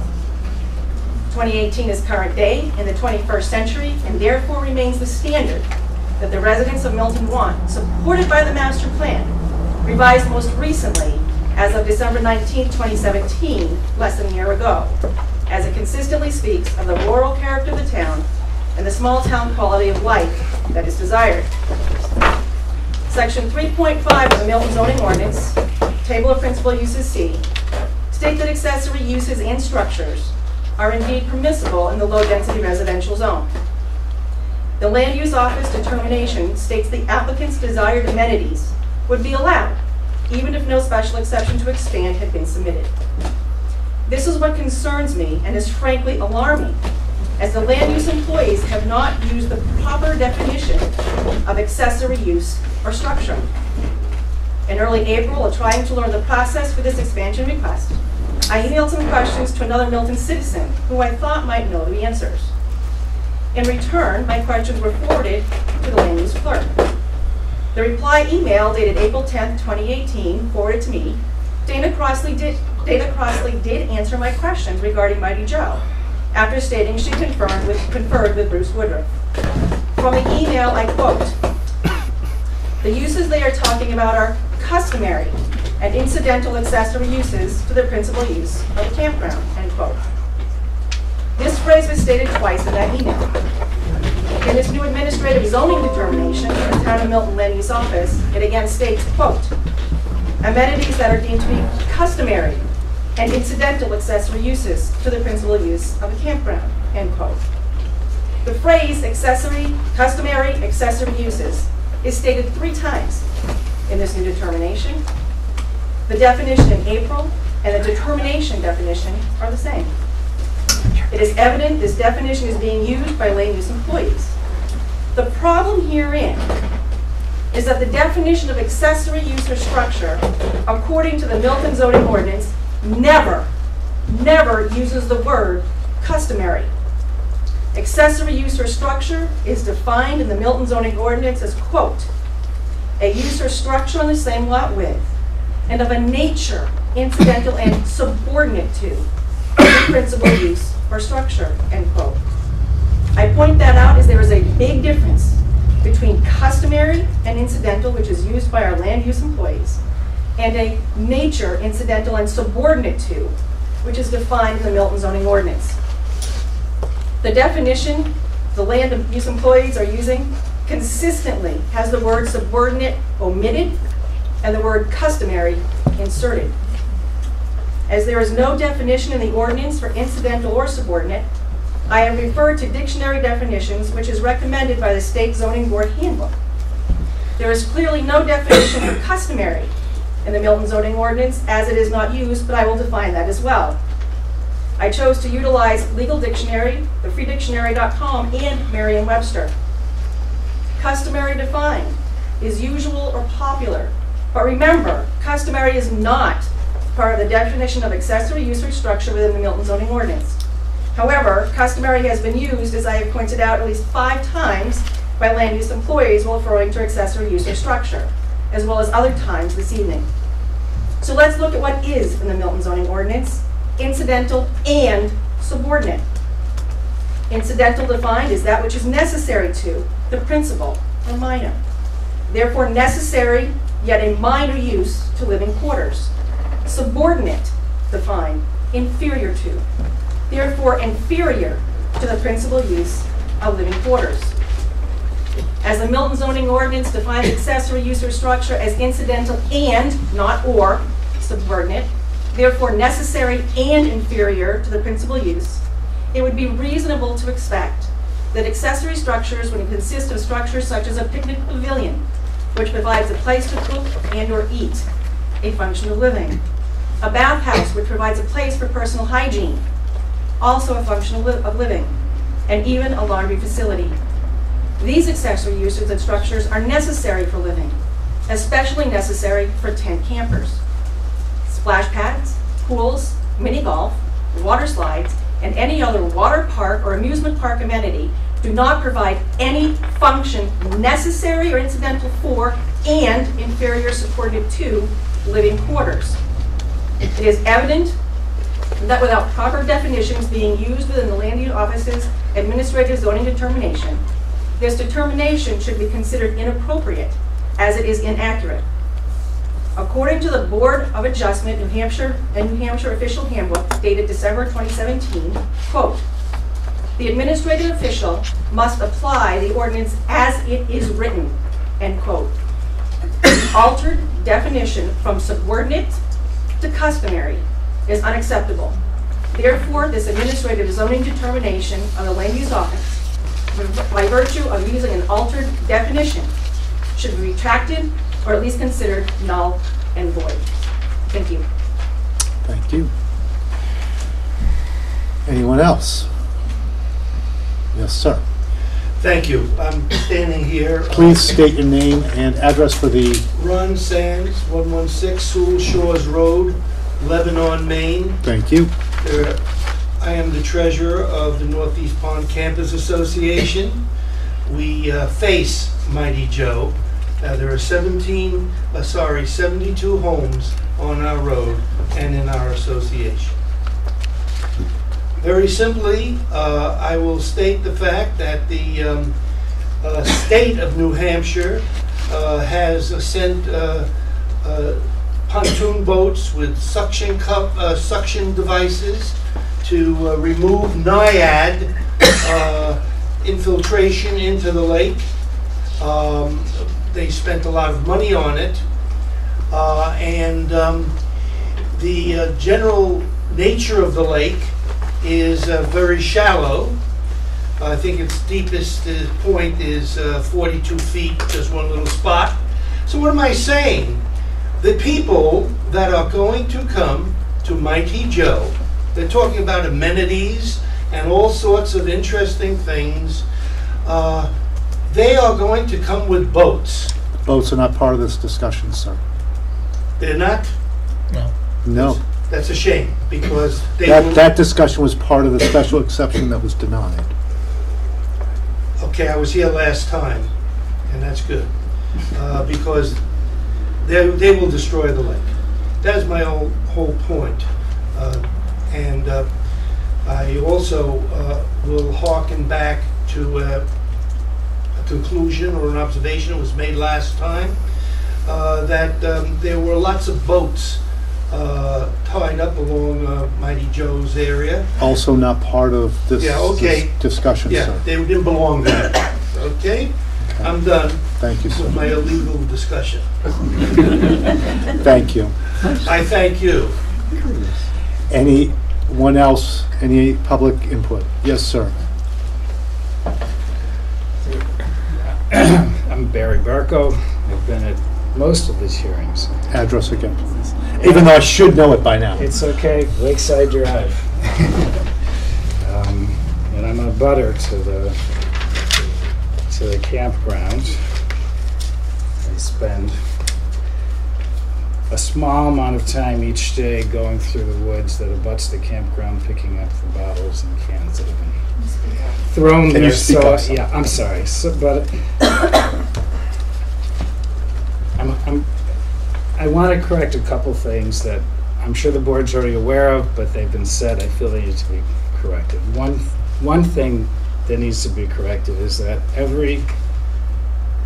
is the nature of the application that was before you. And that's that every single iteration of the application specified an increase in the number of campsites and amenities. So contrary to something that's been said by the attorney, amenities have always been part of the discussion. The reason they've been part of the discussion is because you're looking at the intensity of usage of the land.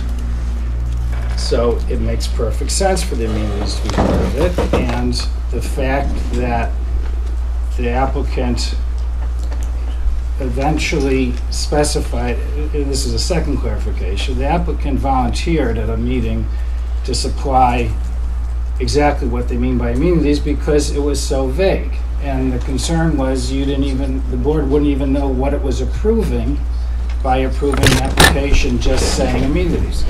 So the applicant did that, they submitted it. And The most recent application says we're looking to expand the number of campgrounds, and we're looking to add amenities such as mini golf, pools, water slide, water attractions, words to that effect, language to that effect. So, yes, that has been part of the application, and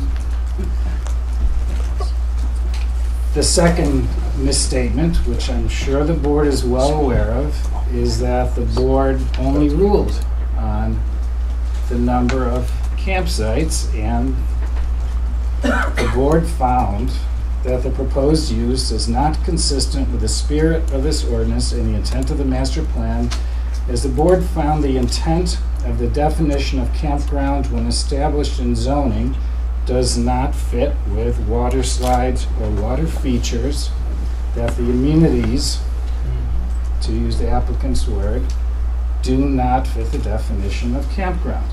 So much of this discussion, which I'm not going to go into, has been whether or not that was a correct determination by the board. That was, I believe, the subject of the petition for rehearing, as the board has pointed out. And I feel that there are really now three sides to this issue. There is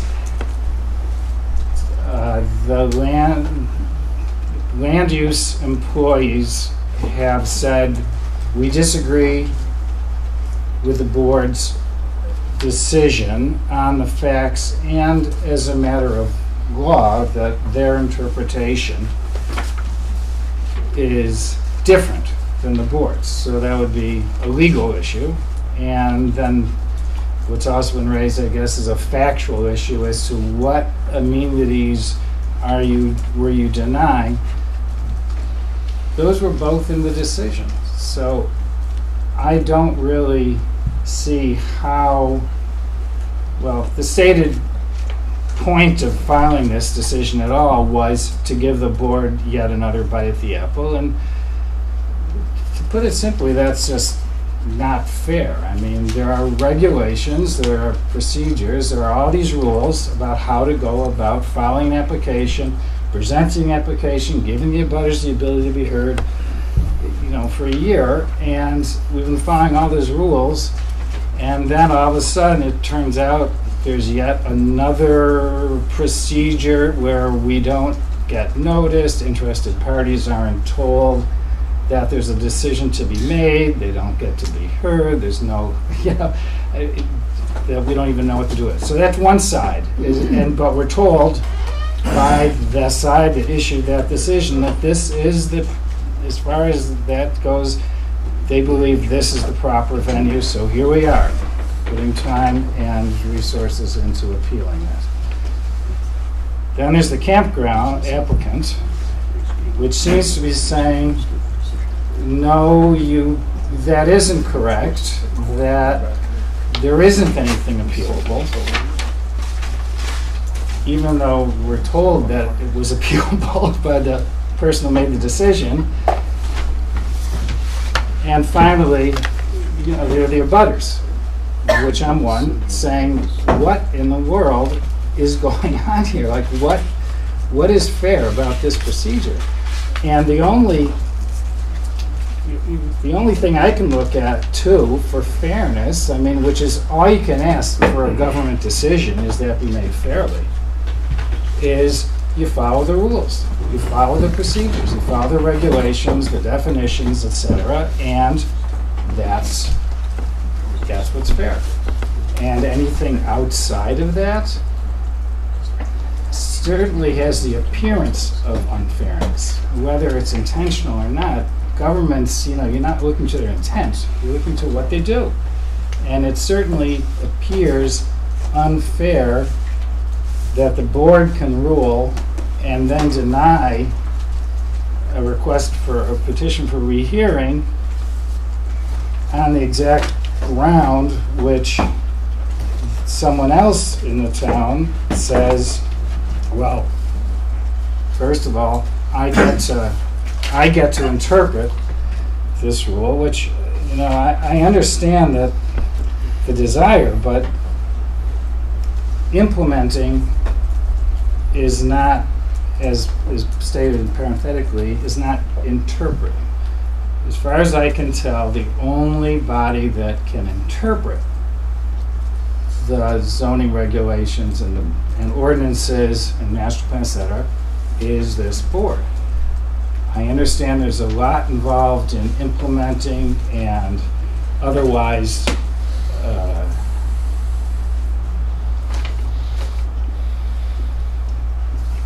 oh, here are the words. I don't have my glasses on.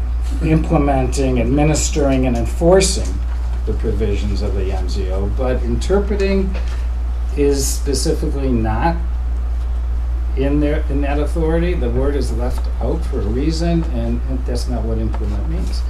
So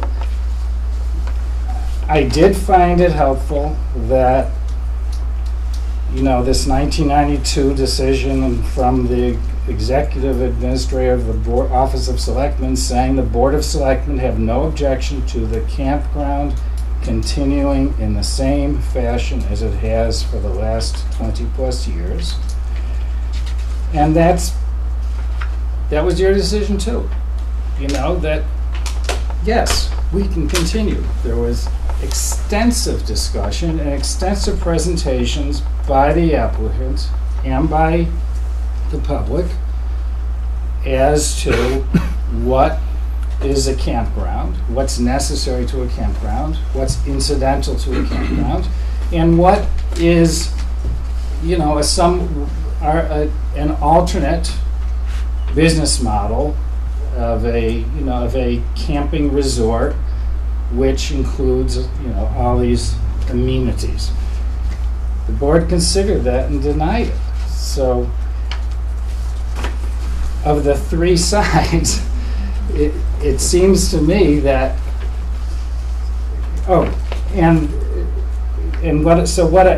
best I can gather here is that this is somehow a way to reopen the entire process on this issue, that the applicant was unhappy with the outcome of the board's consideration of amenities, which they scaled down over the course of the presentations, and it still was too intense. The campground is already a very intensive use, and it was found to be just too intense to add these recreational facilities to a campground. So,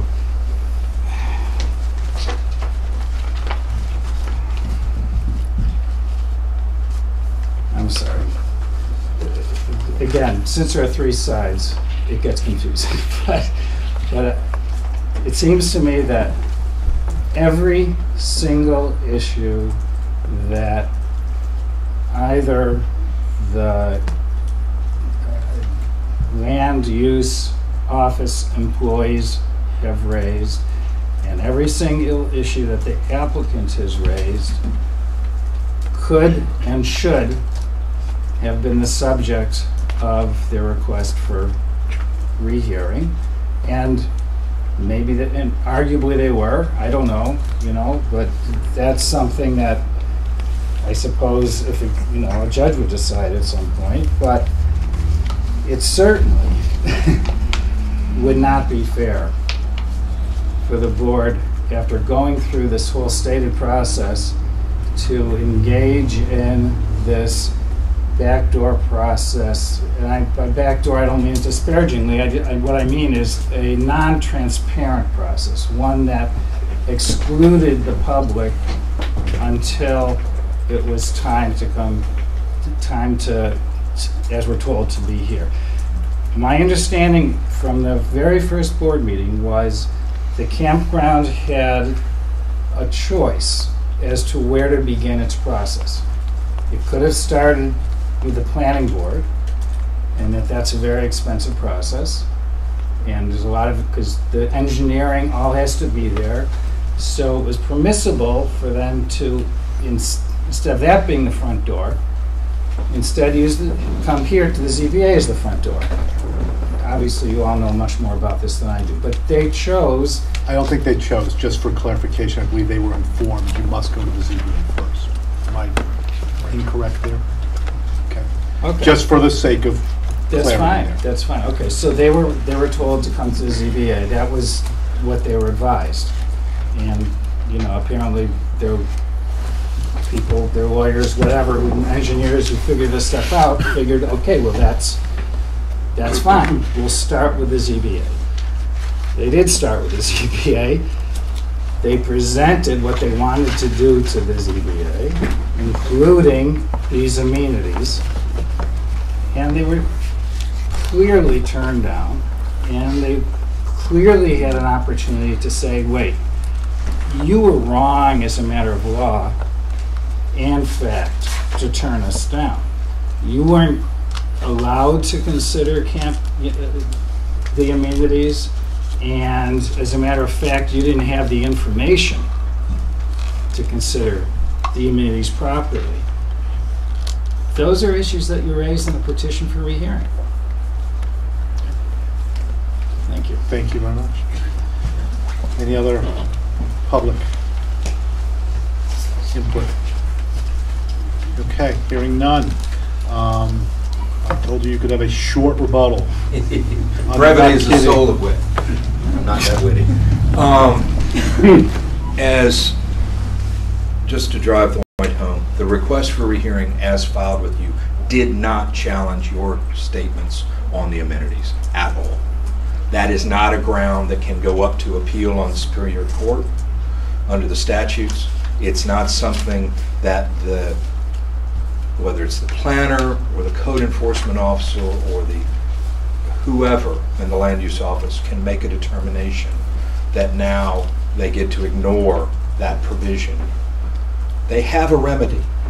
The remedy is simple. Come back to you for an amendment of their original application for a special exception with just the amenities. Show us what it is. You asked specifically, give us an exact list. I think your phrase was, it's only going to be those things that are on the list that we're going to consider saying yes to. To say now that they weren't here at all is completely disingenuous. It's in each of their narratives. Look back at your file if you have any question. The original, the December 2017 version, and the May 2018 version.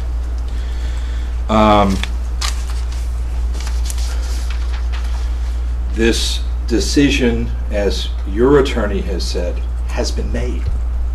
This is not an ability for an administrative officer in any capacity to overturn, nor is it something that just goes to planning board.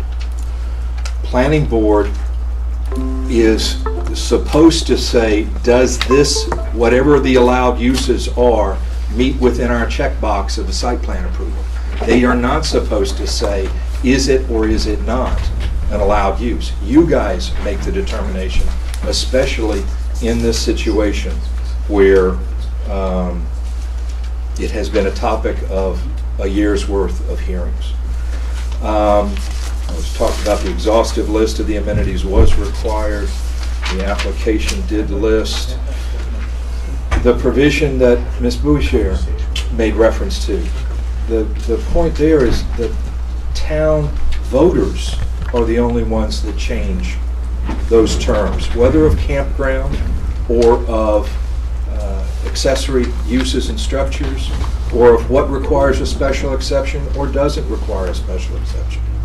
The process is clear under the statute. Administrators don't. Even you don't change the words. You wait for the town voters to change the words.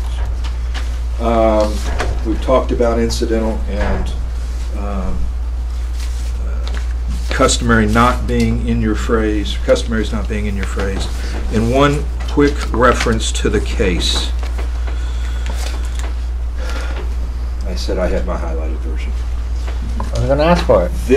This is, the key is the reason the determination of wait for the planning board was important in that case. It did not have this level of examination by the ZBA beforehand. And the complaining party failed to timely appeal the administrative decisions opinion or whatever it was. And the court said, in light of that circumstance, it was okay to wait for the planning board to make a determination and bring your appeal within the 20 days required by the zoning ordinance. You don't have anywhere close to that situation here. It is not a controlling case for you. I respectfully request you grant our appeal, which will void the decision of the 3 members of the land use office. Simply tell the applicant you get to come back for a change of a site plan, change of a special exception if you want these amenities. And that whole body of criteria are then examined there. It doesn't go to planning board and let them make a determination where we're coming back to you. That's the simple resolution, a way out of the box. I'm happy to field any questions. So let's say the applicant never wanted to expand the sites, and all they want to do is do the amenities. Would we have gone through the last year? Arguably, yes, because your definition of campground is what it is, and you have a definition of outdoor recreational facility. Okay, but let's say that needed a special there would have been the exception. same people that would have made the judgment call, that made the call that advised them to come to this board because of the expansion. Let's say the same people said, no, go to the planning board. We wouldn't have been going through this, correct? Isn't that a fair statement? No, we may have started at the planning board, but Correct. someone would have said, wait a second, this is not We don't know allowed use." that. They made it ruled on it, and there might have been an appeal, and then it ended up here. But this is where I'm hung up on it. It's, But it's not the way it went. no, It's not. and I you're get what you're 100% saying, but it's not the way it went. It's angels on the head of a pin time. Yeah. But we are here, we have been here. The administrative decision that we were appealing does appear to do the end run around parts of your decision that caused us concern that we had to bring this appeal now. Had we not, I'm a betting man by profession, and I would wager heavily that it would have been rammed down our throat when we raised an issue somewhere else, and you're too late, you should have appealed it then. We can't be in that catch-22. Your decision was the right one. If they have a complaint against it, they have the right to go up on appeal only on those issues they filed a request for rehearing on, not on any other ground by the statute. Thank you. Okay, 1 minute? Yep. Okay. You can get Attorney Bolt out of that catch-22. Agree with us that the appeal is premature. That protects his right to appeal after the planning board looks at a site plan, which is all we're saying should happen here. Special exception denial was a denial of our request to expand the campground. You may have considered the amenities in making that decision and the effect that they would have on the expansion, but we don't need a special exception to add accessory structures under your ordinance. And these are accessory structures.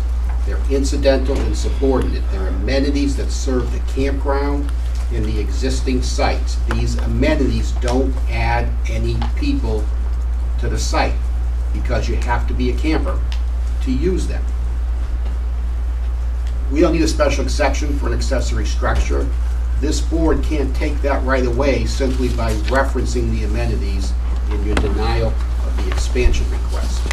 Whether we appeal the expansion request on the basis of amenities or not, or seek rehearing on the basis of amenities or not, you can't take this right away from us, and that's what they're asking you to do.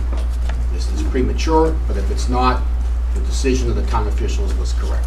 Thank you. May I ask you, what's your definition of incidental?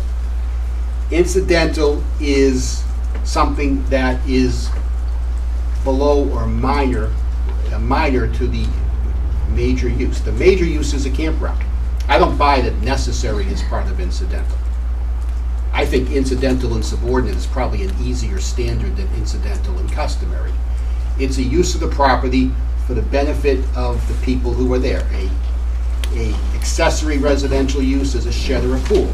People who live in the house can use the pool. I get that piece. I'm just looking for the People in the definition of campground incidental use because it was People in the We've heard campground- one definition that, People in the campground can use whatever it is, a waterside or mini golf course. That is incidental. The main use is campground, and what it goes to is that this use doesn't draw any people to the site just for the use. It's incidental because it's for the campers. okay, thank you. Very The briefly. point of order, yes. First and foremost, it does draw folks to this site because that is part of the package that they're paying for. To say that the amenities are not involved. How's that a point of order versus just a rebuttal?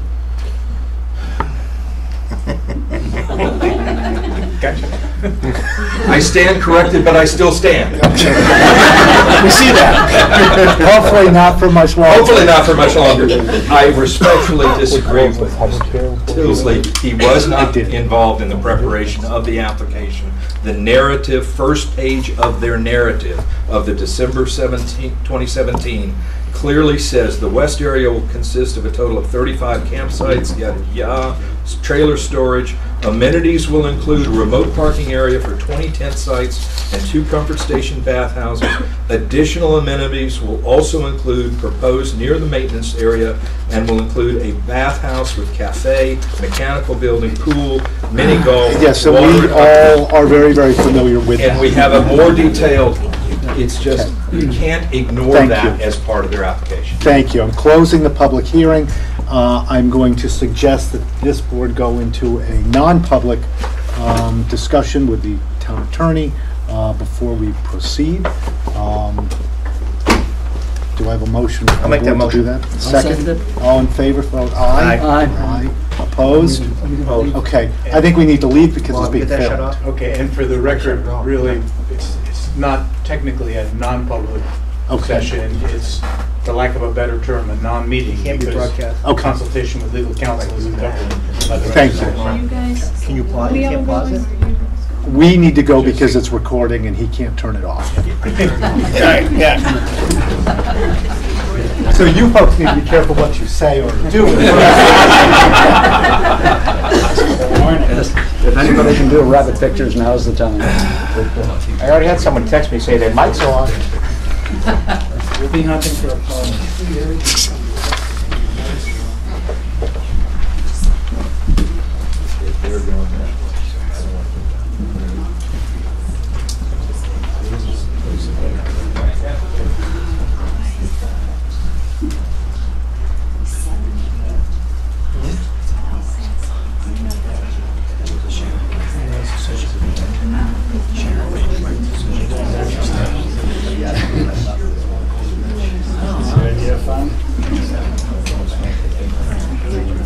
I'd rather be running the 12.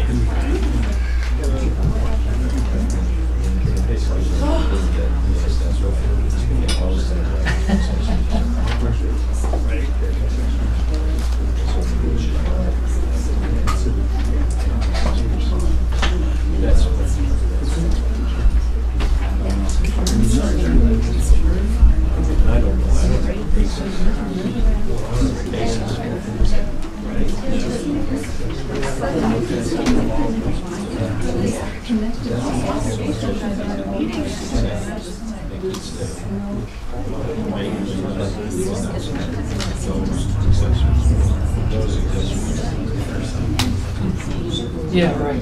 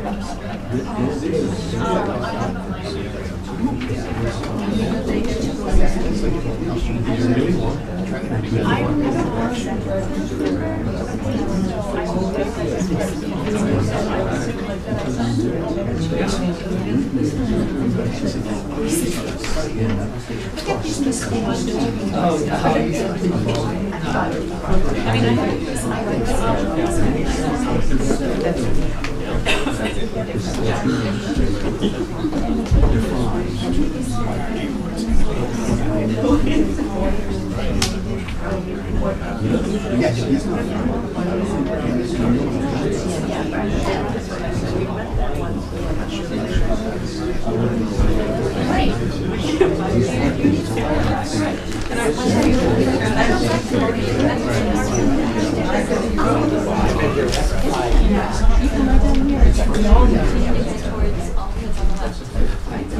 it's up with the Walmart, before the Walmart, by the New Market House. All right, I just found it.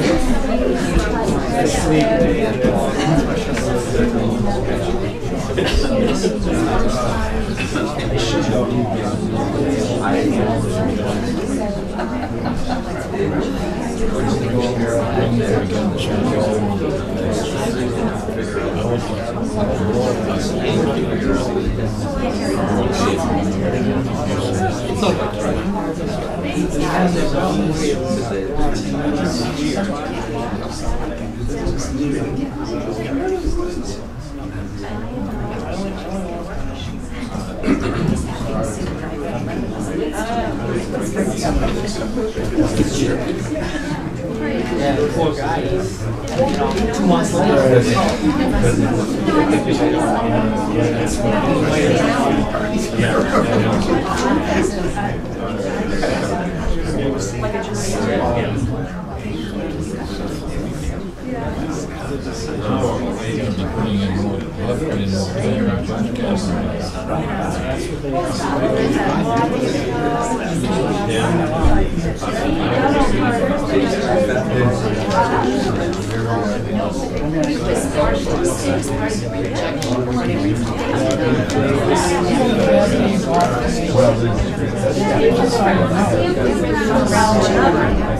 But they're all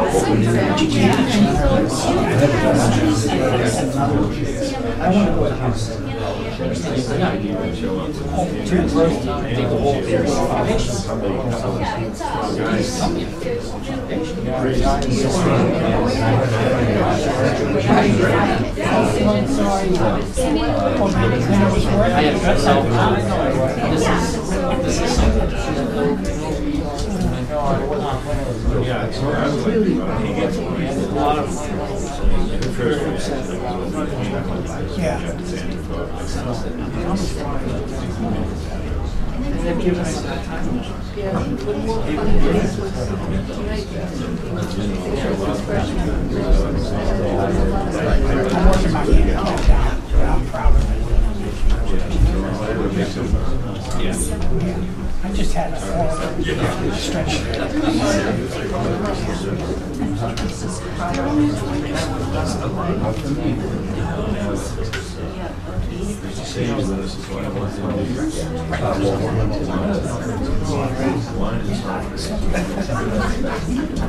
But I'm concerned that Paul's stuck putting all those numbers on his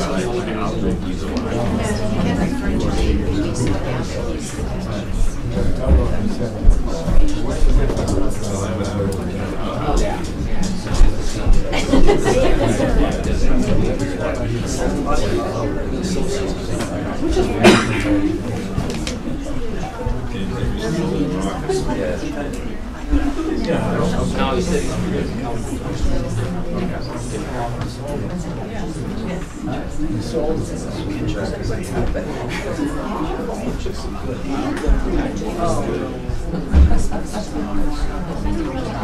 I don't think so. Well,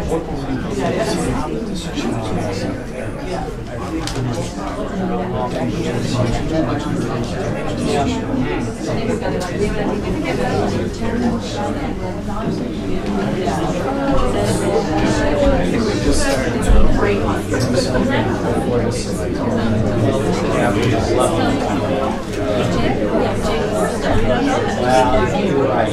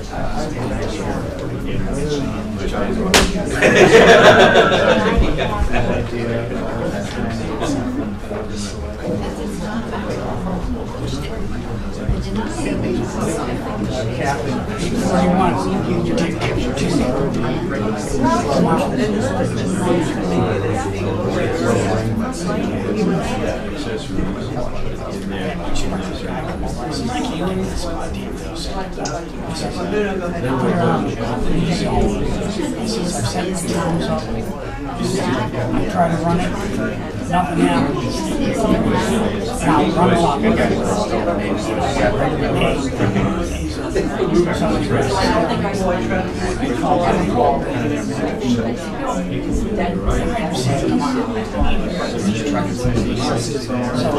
So I'll be there for 5:15. He's coming down the stairs.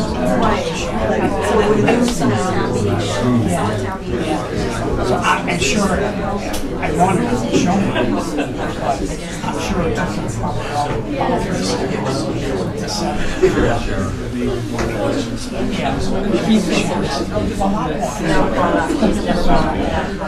we've been here a little too long. Exactly. You're safe. Sayonara. So, thanks for all.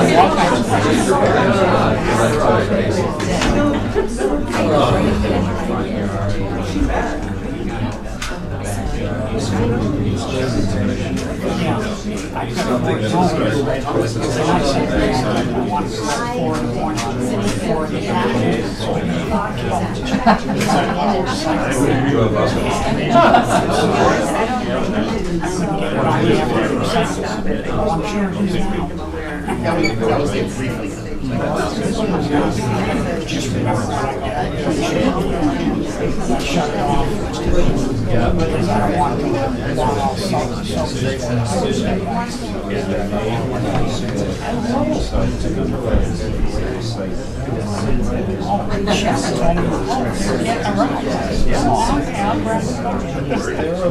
that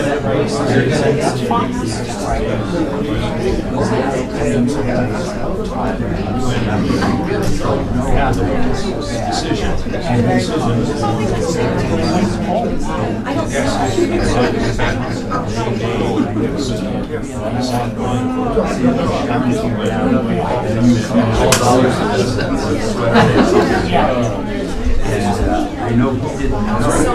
Have you seen this? Yeah. That's right. We'll have to come to your house.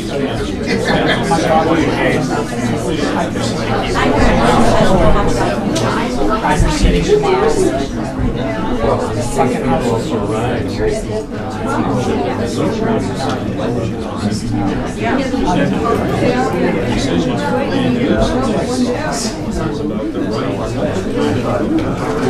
Oh, I guess I made a mistake. Okay. Maybe put down my drink.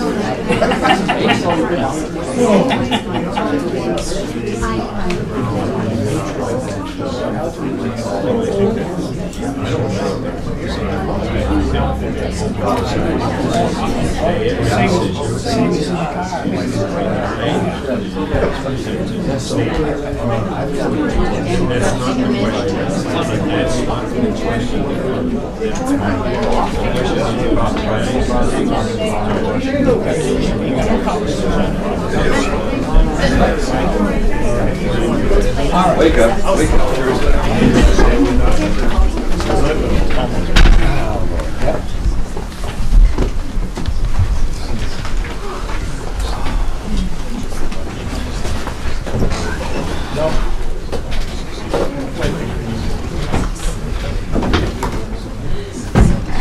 I did.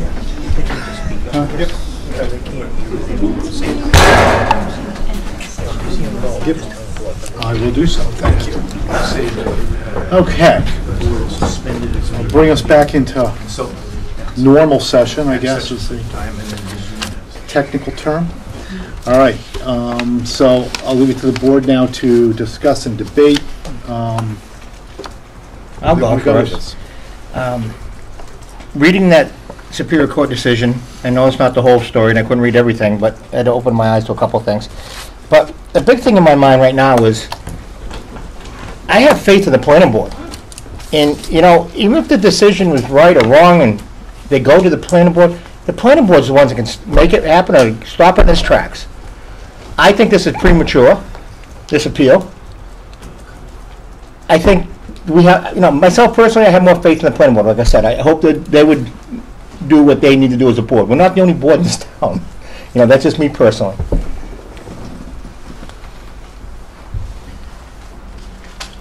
Anyone else? Essentially, you're looking for an actual plan.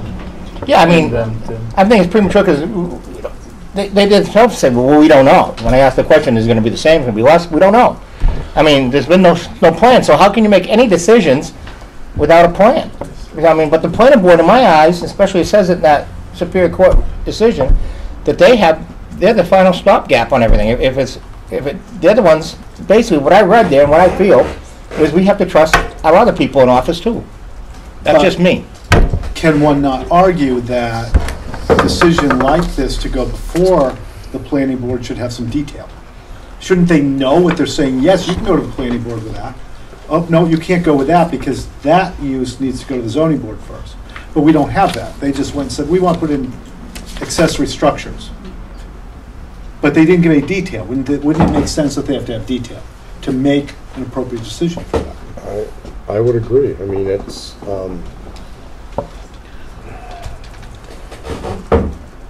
we've talked about the... Speak up some. And I thought earlier, when I was being...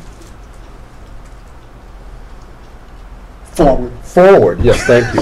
I thought I was very loud, as my wife would have been sitting there going, tone it down. And she would have been right. Good woman. Good woman, yes.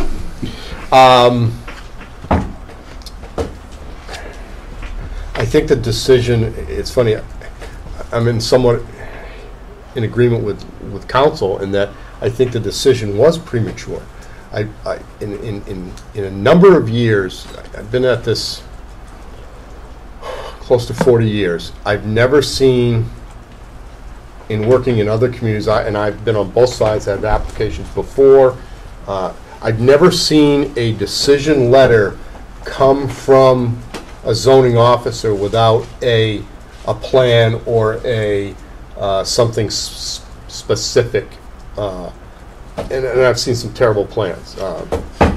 One last year was actually drawn on a piece of OSB with a couple of stapled and sticky glued little side sketches to it for a restaurant in Hampton. And I thought that was amazing. I'd have thrown it out with a wash water, but he approved it. So there has to be some specificity with respect to an application to render a decision.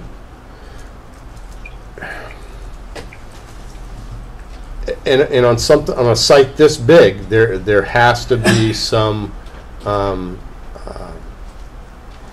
length, width, depth, height, breadth, color, hours, lighting, whatever of those, even those accessory uses.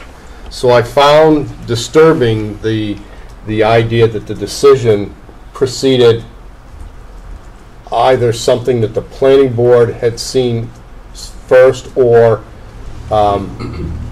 was going to be could have been different than even what the ZBA saw. So that really disturbed me. That's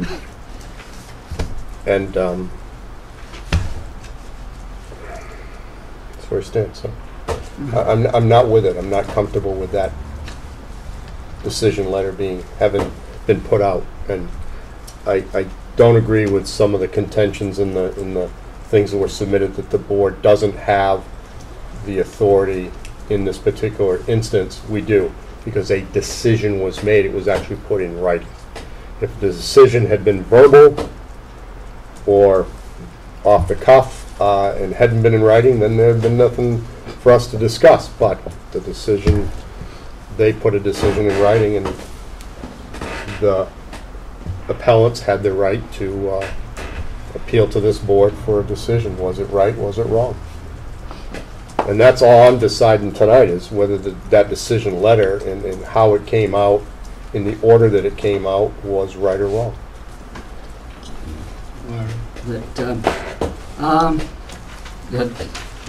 Bruce and I have never played golf. I'm in Gerald Ford School of Golfing. Oh dear. But I met him through the Stratford Regional Planning Commission, a time when I was the Grand Exalted Chair, and Bruce knew what he was doing. We share similar viewpoints and similar differing viewpoints. And I would like to suggest that he was working, I have no knowledge, in the full belief that in non-public session of this town board, he had been given necessary authority and signatory power. And in some sense, it was based on the specific action of this zoning board. That's a side issue. I just want to clarify that on behalf of someone whom I've enjoyed and respect his work. For myself, I want to make sure that the nature and extent of development at Mighty Joe is fully vetted, fully referenced, and fully enforceable. That's it. And let the zoning law fall where it may. And following up on, I guess, what I said earlier, combined with what some of Chris said, without a specific design going forward and this decision being made, I would have to interpret that it was based on the design set forth in the denied application, I suppose, which is where I then draw exception to that. If, in fact, what they want to do for amenities now is substantially different than it was before, then I would argue, okay, maybe that is an acceptable avenue. Who knows, for all we know right now, all they want is a place to put picnic tables under a structure. We don't know that there's a water slide, do we? Because they didn't tell. And so there's a piece of me that says, deny this decision, say, or rather approve this appeal, and say, fine, bring back designs of what you actually do want to Brian. Let them then see what the plan is and make a determination if they still agree that the planning board is the appropriate place to go. Or if they say, nope, actually, that use, we think you need to go back for a special exception. Because what grounds do we have to know what this decision was made on other than what's been presented to us? So I guess that's where I'm leaning myself personally, is overturn the decision, let them without prejudice go back with, here's what we actually are proposing to put in place. And then let the planning and, the planning office determine, should that go forward to the planning board at that junction. That's my personal thoughts at this point. You're up. Yeah, I got really nothing to add. So. Thank you for your honesty and brevity.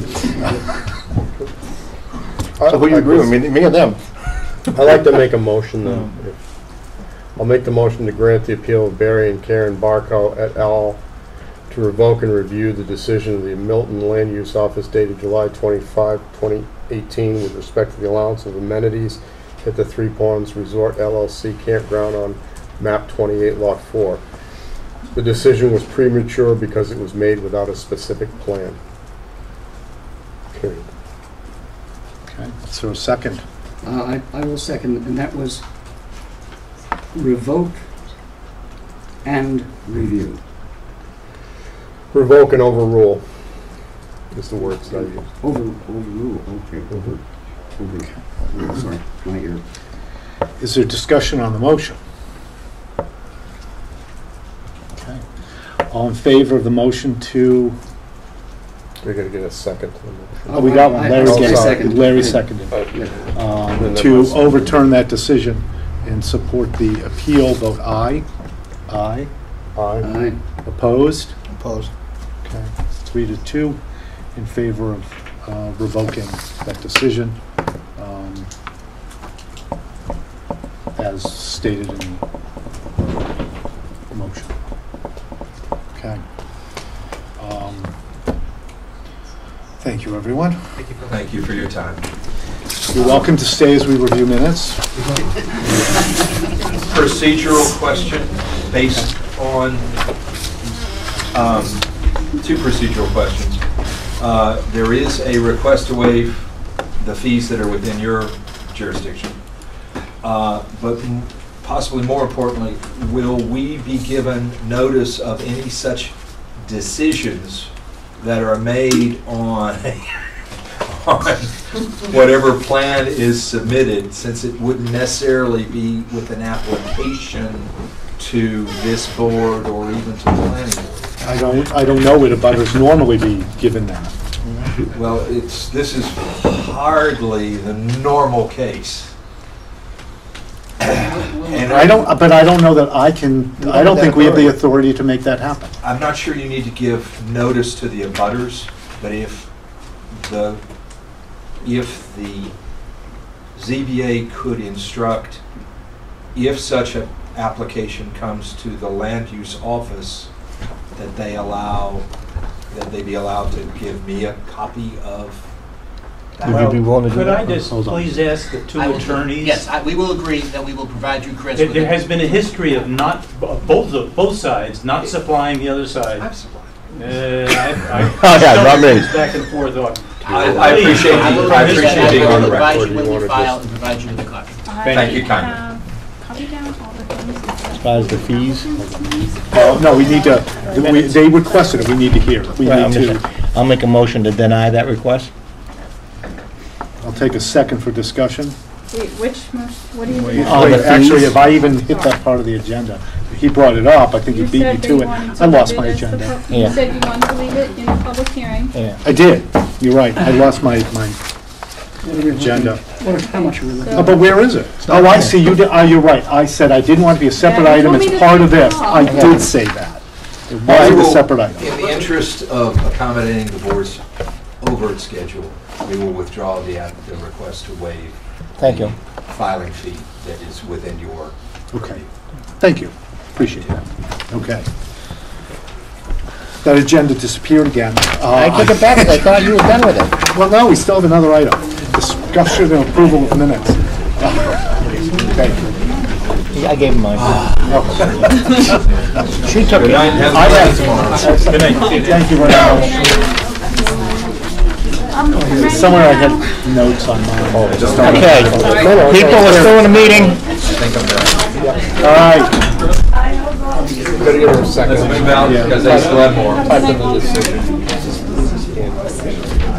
Not the position to answer this. Okay. We're still in a meeting, please. Yes, and she's typing, we're good for the moment. 9 o'clock. Right, but she's still, Dana's still typing. All right, she's fast. I'm going to make a motion to accept the minutes from May Well, 24th. first up, I think we need to determine, does Chris step down at this point? Does Steve come back up? No, probably not, because he wasn't part of last week's decision. That's We're right. doing May 24th. May 24th, right. Steve wasn't part of that either. Okay then, so Chris is still sitting, you don't have to go away, you just can't vote on the approval of the minutes. I do that. All right, so can I make my motion? No.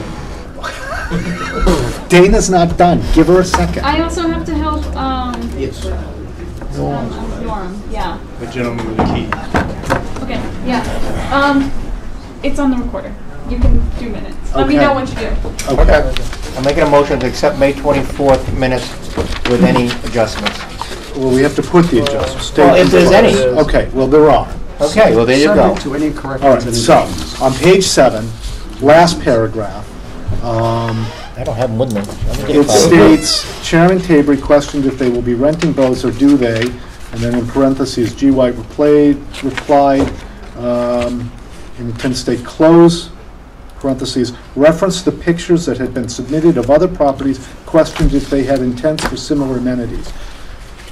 It didn't spell out what that was. What and page what is that this? meant, page 7, Oh, last paragraph. And what that picture was, and I think it's important to specify, is that it was a large floating device out on a lake. Oh, right. Can I ask you a question? Was I even here for that one? I might not be able to make that motion. 524, let me look. Actually, you Yes, might you not. were. Okay. I was not here for that. Just Okay. I'm mistaken. Large floating device, what was that? I don't remember that. It was a picture of something, and I Like asked up specifically, I said, in are you planning on Ossipee, one they have of a those? big yellow Oh, okay. floating You know, it's structure. sitting that's- out in the middle of You the were lake. using it as an example. with an, yeah, it's a donut with an octopus. Well, Yeah. except theirs was bigger than that. I Okay. think it has slide too, and I wanted to What I clarify look like in the that morning. they weren't asking for that. Page 8, midway down, it talks about that was the results of a meeting from Chelsea owner and TPPA President Norm Turgeon, comma, feels town of Lebanon is somewhat hypocritical. Mr. Turgeon wasn't the one who felt that, and I think that needs to be clarified. Okay, oh, I'm sorry. That's all right. Page 8, Page 8. Would you be able to? you can certainly have them. Okay, perfect. But that my concern is just the way that punctuates, makes it sound like Norm Turgeon Okay. is upset with the town of Lebanon, and he was not. So That was a clarify that different- whoever That was the is attorney going. for the with- applicant. Dana, why don't you do it on mine, and in the morning I'll just send that back to you. Peter Maybe a minute. Those are my only two corrections. Okay. So is there now, does anyone else have corrections? No. Then I will take a motion You to, already have it. okay, Well, it's So gotta to be change, specified. would No, be no, it adding, doesn't. and he feels I already said with the, any potential changes. the town of, usually helps to know what the changes are, Right. is all. Wow, it's just a, so different boards do it different ways. is it Okay, beneficial? I'm the chairman, I would like to, Someone, I would like to someone take some of looking this back discussion. and reading them would want to know what the changes were. They will, they'll be in these minutes. He feels. Yeah. It'll be in Okay, the following so- month's minutes. Can I please have just And he one feels more the town time of to Lebanon. just humor? All right, I'll make the motion with the stated changes. Thank you. Is there a second? Second. All in favor, vote aye. Aye. This is 9.4? Opposed? Abstentions? Yeah. One abstention. No opposing. So I think it's 3 in favor. Wait. Yeah, was Chris here then? I was there for that meeting. Okay, so 1, 2, okay. It's 4 of us. One abstention. Okay. So if Chris is voting, then, 4. Right. and, oh, Yeah. you're I was abstaining. abstaining. Okay. Yep. I'm on board now with everyone. Because he wasn't here, and the other member who was, or the alternate was here, is not here at the moment. August 23rd, was I here for that one? That was the last That one, was and you know last. what? I didn't read those minutes. Yes, I was here for that one. That was for the rehearing. Yeah. I forgot to read those You minutes have to meet today. again this month, In a We do? month? this month. All right, I'll make a motion to table August 23rd minutes until the next meeting. Is there a second? Second. All in favor, vote aye. Aye. We have- Opposed? And we have July 26th. No, those should have been. We approved those in August. Because that was the one you chaired, Larry, and Right. me, you, and Yes. Steve were on. Yeah, that's why I wasn't here for Yeah, that. that, and that's All what you right, were. so we have another meeting You have a new in 2 place. weeks. Yeah. All right, 2, 3? I don't know. I disapprove. But it's coming, yes, thank you. I'll make a motion to deny. All right, Motion to adjourn? second? Second. All in favor? Aye. Opposed? Thank you, folks. Steve's Oh. 27.